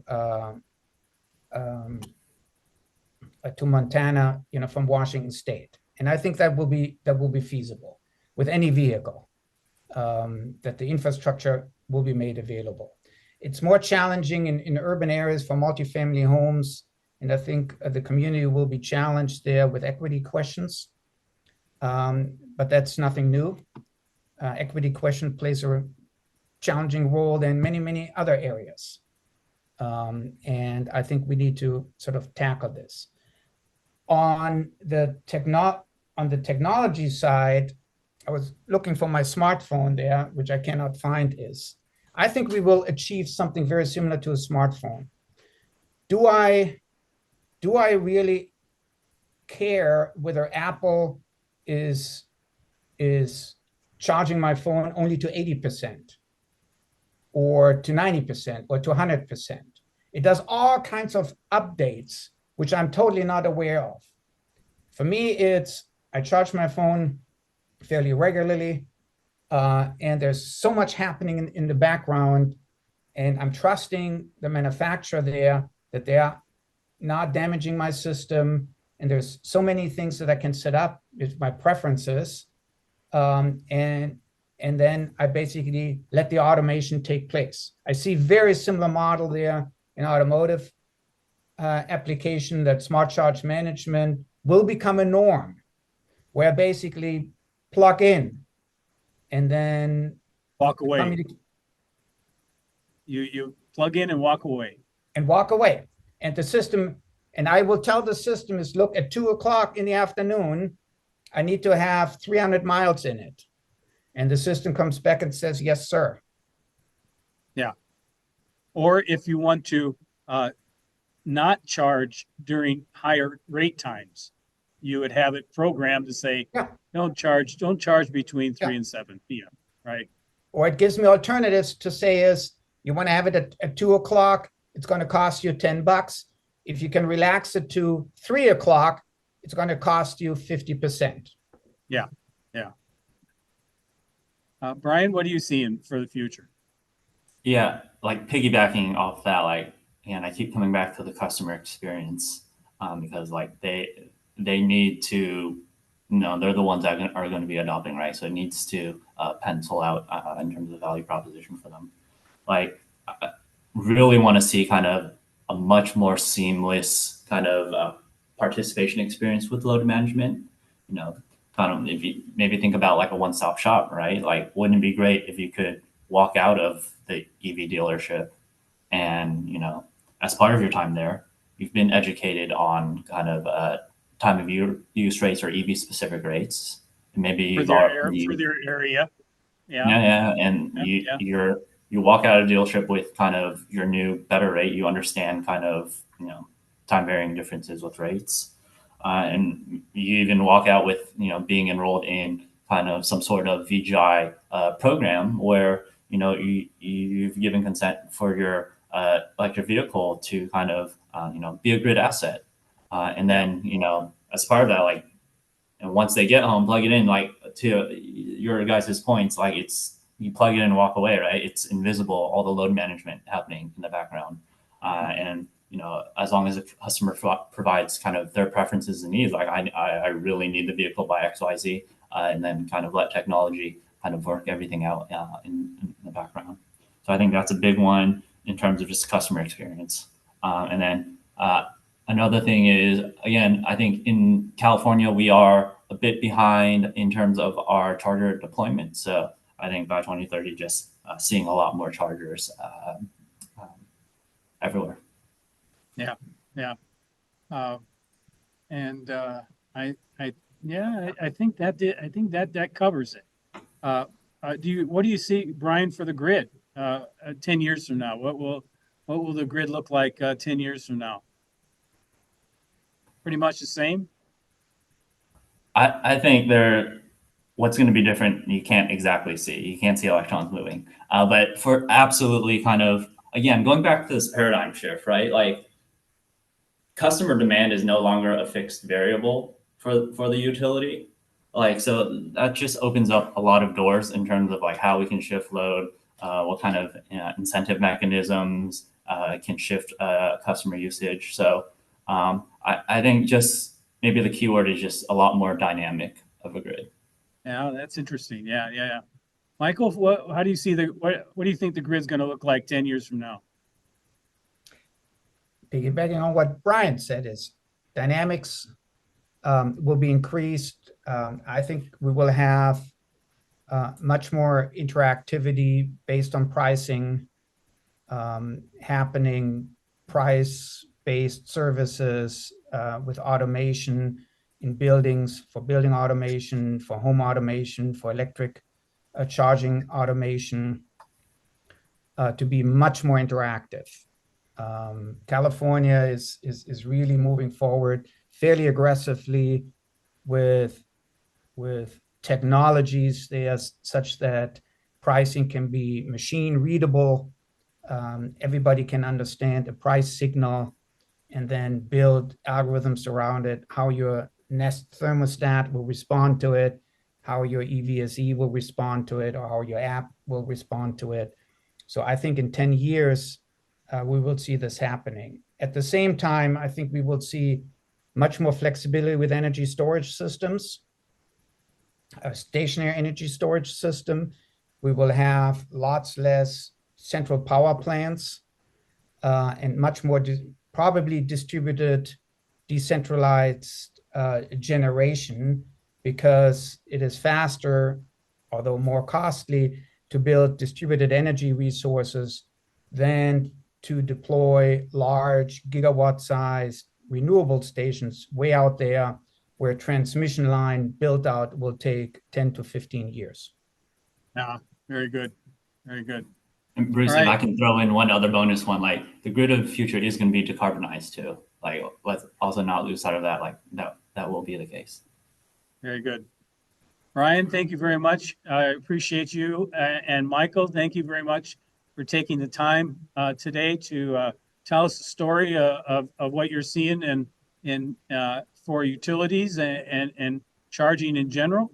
You gave us a good overall perspective from the utilities side, as well as the kind of a national side of looking at the whole grid and how that's going to play out for EV charging.